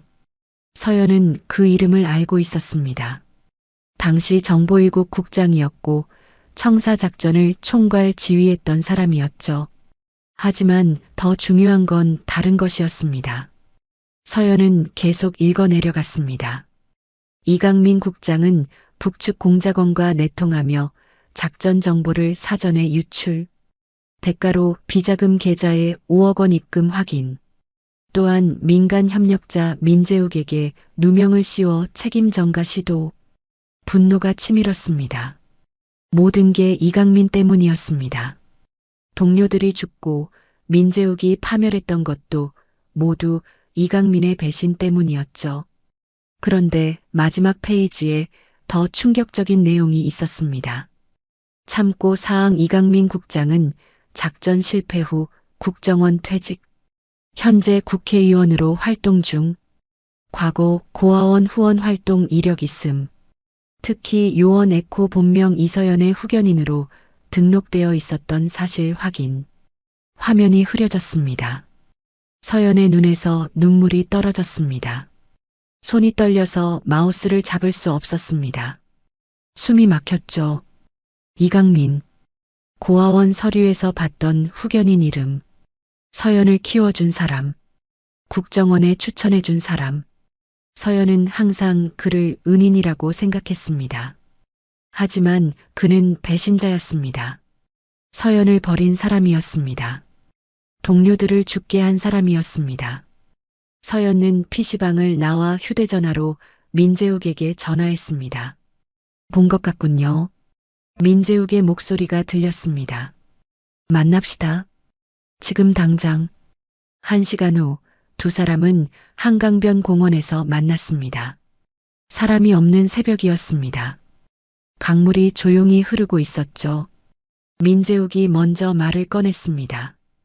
미안하오. 더 일찍 말했어야 했는데. 언제부터 알고 계셨어요? 1달 전. 내 사람들이 조사하다가 우연히 발견했소. 서연은 강물을 바라봤습니다. 이강민. 제 후견인이었어요. 알고 있소. 민재욱이 한 걸음 다가왔습니다. 하지만 당신이 알아야 할 게 더 있소. 뭔가요? 민재욱은 잠시 망설이다가 말했습니다. 이강민. 그 사람, 널 고아원에 맡긴 장본인이요. 넌 그의 딸이야. 세상이 무너졌습니다. 서연은 그 자리에 주저앉았습니다. 다리에 힘이 풀렸죠. 숨을 쉴 수 없었습니다. 민재욱이 건넨 서류를 받았습니다. 출생 증명서였습니다. 아버지 이강민, 어머니 미상. 서연의 손에서 서류가 떨어졌습니다. 아버지, 자신을 버린 사람, 동료들을 죽게 한 배신자, 국가를 팔아넘긴 반역자. 그 사람이 서연의 아버지였습니다. 서연은 고개를 들어 하늘을 봤습니다. 동이 트고 있었습니다. 하지만 서연에게 그 빛은 희망이 아니었습니다. 서연은 천천히 일어섰습니다. 아버지, 서연의 목소리는 차갑게 식어 있었습니다. 이제 당신 차례예요. 이강민의 행적을 추적하는 데는 오래 걸리지 않았습니다. 민재욱의 정보망과 서연의 분석력이 합쳐지자 모든 퍼즐이 맞춰졌습니다. 이강민은 국회의원이 된 후에도 청풍회와 연결되어 있었죠. 정치 자금 명목으로 뒷돈을 받고 대신 조직에 유리한 법안을 처리해주고 있었습니다. 박진아와 이강민 두 사람이 정기적으로 만나는 장소가 있어 민재욱이 서연에게 보고했습니다. 강원도 묵호항. 한 달에 한 번씩 그곳 비밀 창고에서 거래하고 있어. 언제가 다음 만남인가요? 이틀 후요. 서연의 눈빛이 날카로워졌습니다.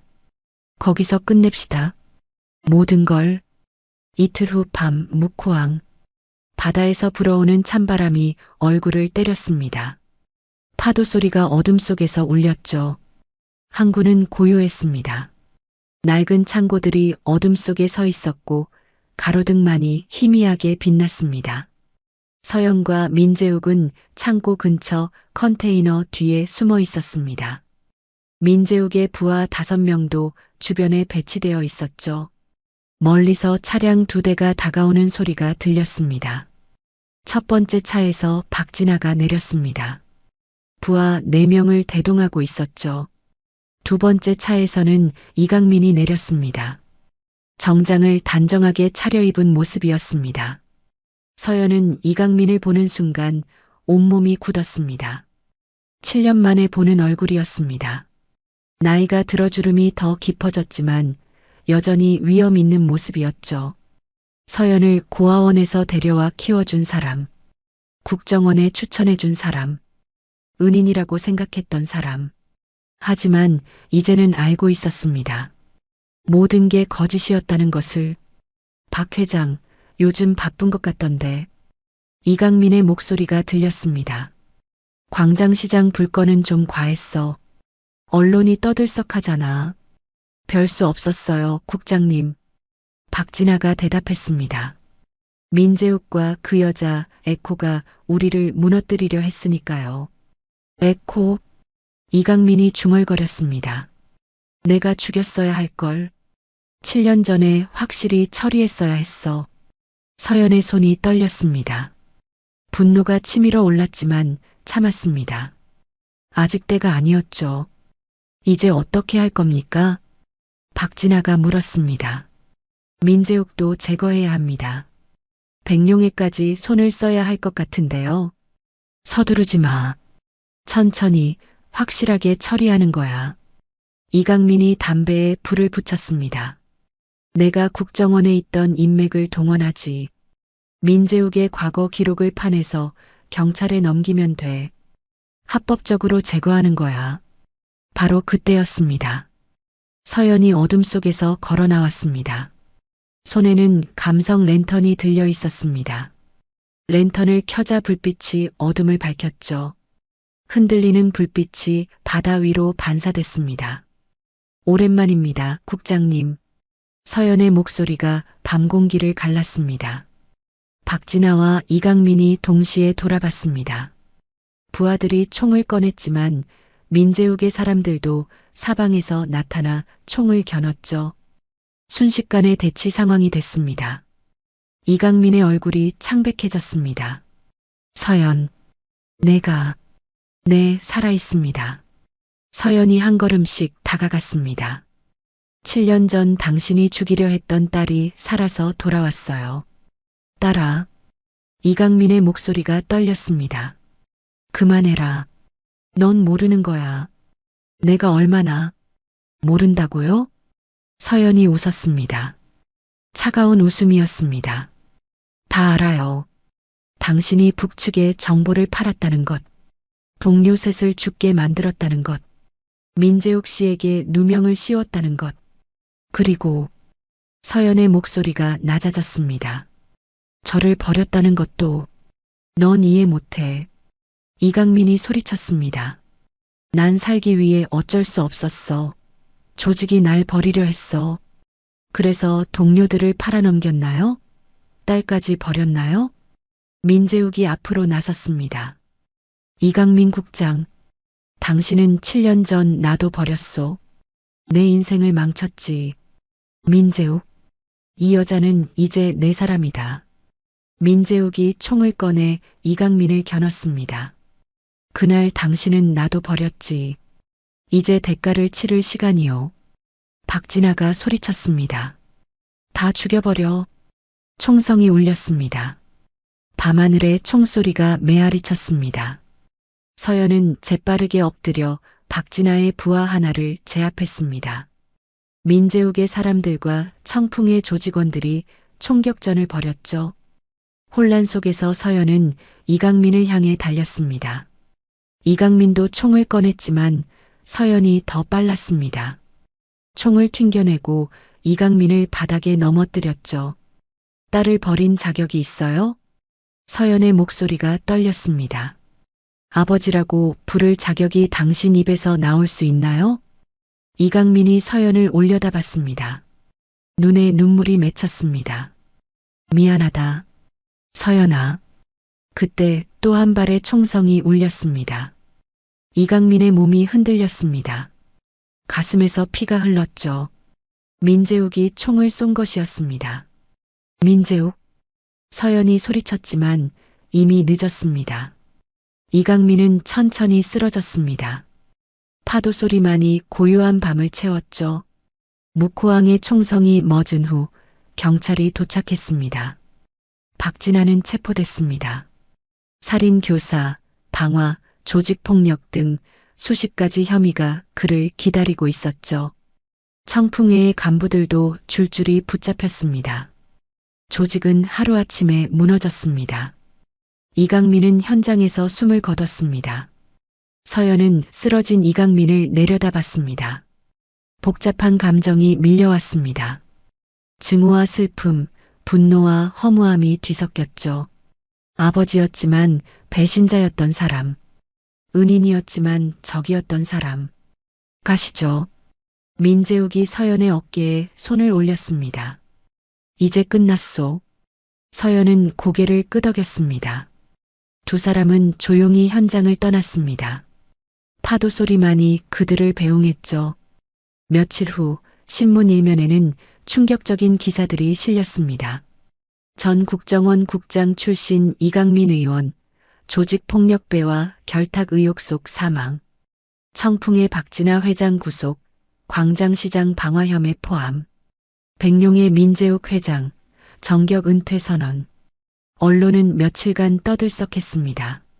정치권은 물론 사회 전체가 충격에 빠졌죠. 하지만 진실의 전부는 밝혀지지 않았습니다. 청사작전, 배신, 복수, 그 이야기는 어둠 속에 묻혔습니다. 서연은 그게 오히려 다행이라고 생각했습니다. 한 달 후 광장시장, 복구 공사가 한창이었습니다. 불에 탄 건물들이 철거되고 새 건물이 들어서고 있었죠. 상인들은 하나둘 돌아와 다시 장사를 시작했습니다. 시장에 다시 활기가 돌기 시작했습니다. 서연의 전집도 복구됐습니다. 새 철판펜이 설치됐고 천장도 새로 올라갔습니다. 벽은 깨끗하게 칠해졌고 테이블과 의자도 새 것으로 바뀌었죠. 예전보다 더 깔끔해진 모습이었습니다. 서연은 철판 앞에 섰습니다. 손에 익은 뒤집개를 들고 반죽을 올렸습니다. 지글지글 소리가 났습니다. 기름 냄새가 코를 찔렀죠. 익숙한 감각이었습니다. 이모, 기름이 튀어요. 옆에서 할인의 목소리가 들렸습니다. 미나리는 서연의 전집에서 일주일에 두세 번 놀러 왔습니다. 민재욱이 은퇴한 후 할인을 더 자주 볼 수 있게 됐고 할인도 서연을 좋아했죠. 아이는 앞치마를 두르고 서연 옆에서 심부름을 했습니다. 괜찮아. 서연이 웃으며 말했습니다. 인생도 튀어야 맛이 나. 할인이 고개를 갸웃했습니다. 무슨 뜻이에요? 나중에 크면 알게 될 거야. 서연은 파전을 뒤집으며 창밖을 바라봤습니다. 시장 골목에는 사람들이 오가고 있었습니다. 흥정하는 소리, 웃음소리, 일상의 소음들, 평화로운 풍경이었습니다. 저녁 무렵 익숙한 차 한 대가 전집 앞에 멈춰 섰습니다. 민재욱이 내렸습니다. 이제는 정장 대신 편한 캐주얼 옷을 입고 있었죠. 예전의 카리스마 넘치는 모습보다 편안해 보였습니다. 아빠, 할인이 뛰어나가 민재욱을 안았습니다. 오늘 전 맛있었어요. 이모가 가르쳐줬어요. 그래, 우리 할인이 대단한데. 민재욱이 웃으며 전집 안으로 들어왔습니다. 서연과 눈이 마주쳤죠. 두 사람은 말없이 고개를 끄덕였습니다. 할인이 안쪽 방에서 놀고 있을 때 민재욱이 조용히 물었습니다. 괜찮으신가요? 뭐가요? 이강민 국장 말이요. 서연은 잠시 침묵했습니다. 철판을 닦으며 천천히 입을 열었습니다. 괜찮지 않아요. 아마 평생 괜찮지 않을 겁니다. 민재욱이 고개를 숙였습니다. 하지만 서연이 계속 말했습니다. 이제는 복수보다 평화를 선택했어요. 증오보다 용서를, 과거보다 미래를, 현명한 선택이요. 당신도 마찬가지잖아요. 서연이 민재욱을 바라봤습니다. 백룡애를 버리고 딸을 택했잖아요. 쉽지 않았을 텐데. 민재욱이 쓴웃음을 지었습니다. 7년간 어둠 속에서 살았소. 이제는 빛 속에서 살고 싶소. 할인이를 위해서라도 좋은 아버지가 되실 거예요. 당신도 좋은 스승이 되고 있소. 두 사람은 동시에 웃었습니다. 상처 입은 두 영혼이 서로를 이해하는 순간이었죠. 민재욱이 일어서며 말했습니다. 가끔 들러도 되겠소? 언제든지요. 저는 공짜로 드릴게요. 그건 안 되지. 민재욱이 웃었습니다. 세상에 공짜 전은 없다고 하지 않았소? 맞아요. 서연도 웃었습니다. 다 손 대어가며 붙이는 거죠. 민재욱은 할인의 손을 잡고 전집을 나섰습니다. 차가 멀어지는 모습을 보며 서연은 작게 중얼거렸습니다. 잘 살아요, 두 분 다. 밤이 됐습니다. 서연은 문을 닫고 정리를 시작했습니다. 철판을 닫고 바닥을 쓸고 의자를 정리했습니다. 일상의 마무리였죠. 그때 서연은 천장을 올려다봤습니다. 감성 랜턴이 매달려 있었습니다. 묵호항에서 가져온 그 랜턴이었죠. 서연은 랜턴에 불을 켰습니다. 따뜻한 불빛이 가게 안을 채웠습니다. 불빛을 바라보며 서연은 생각했습니다. 불은 파괴만 하는 게 아니라는 것을, 때로는 사람을 따뜻하게 한다는 것을, 어둠을 밝힌다는 것을, 희망을 준다는 것을. 서연은 철판 앞으로 돌아왔습니다. 마지막 정리를 하며 내일의 준비를 했습니다. 반죽을 준비하고 재료를 정리하고 철판을 다시 한번 닦았습니다. 철판 위로 기름 한 방울이 떨어졌습니다. 퍽 하고 튀어오르더니 작은 불꽃처럼 반짝였습니다. 서연은 미소 지었습니다. 내일도 붙여야지. 랜턴 불빛이 흔들렸습니다. 그림자가 벽에 드리워졌다가 사라졌죠. 고요한 밤이었습니다. 서연은 앞치마를 벗고 의자에 앉았습니다. 창밖을 바라봤습니다.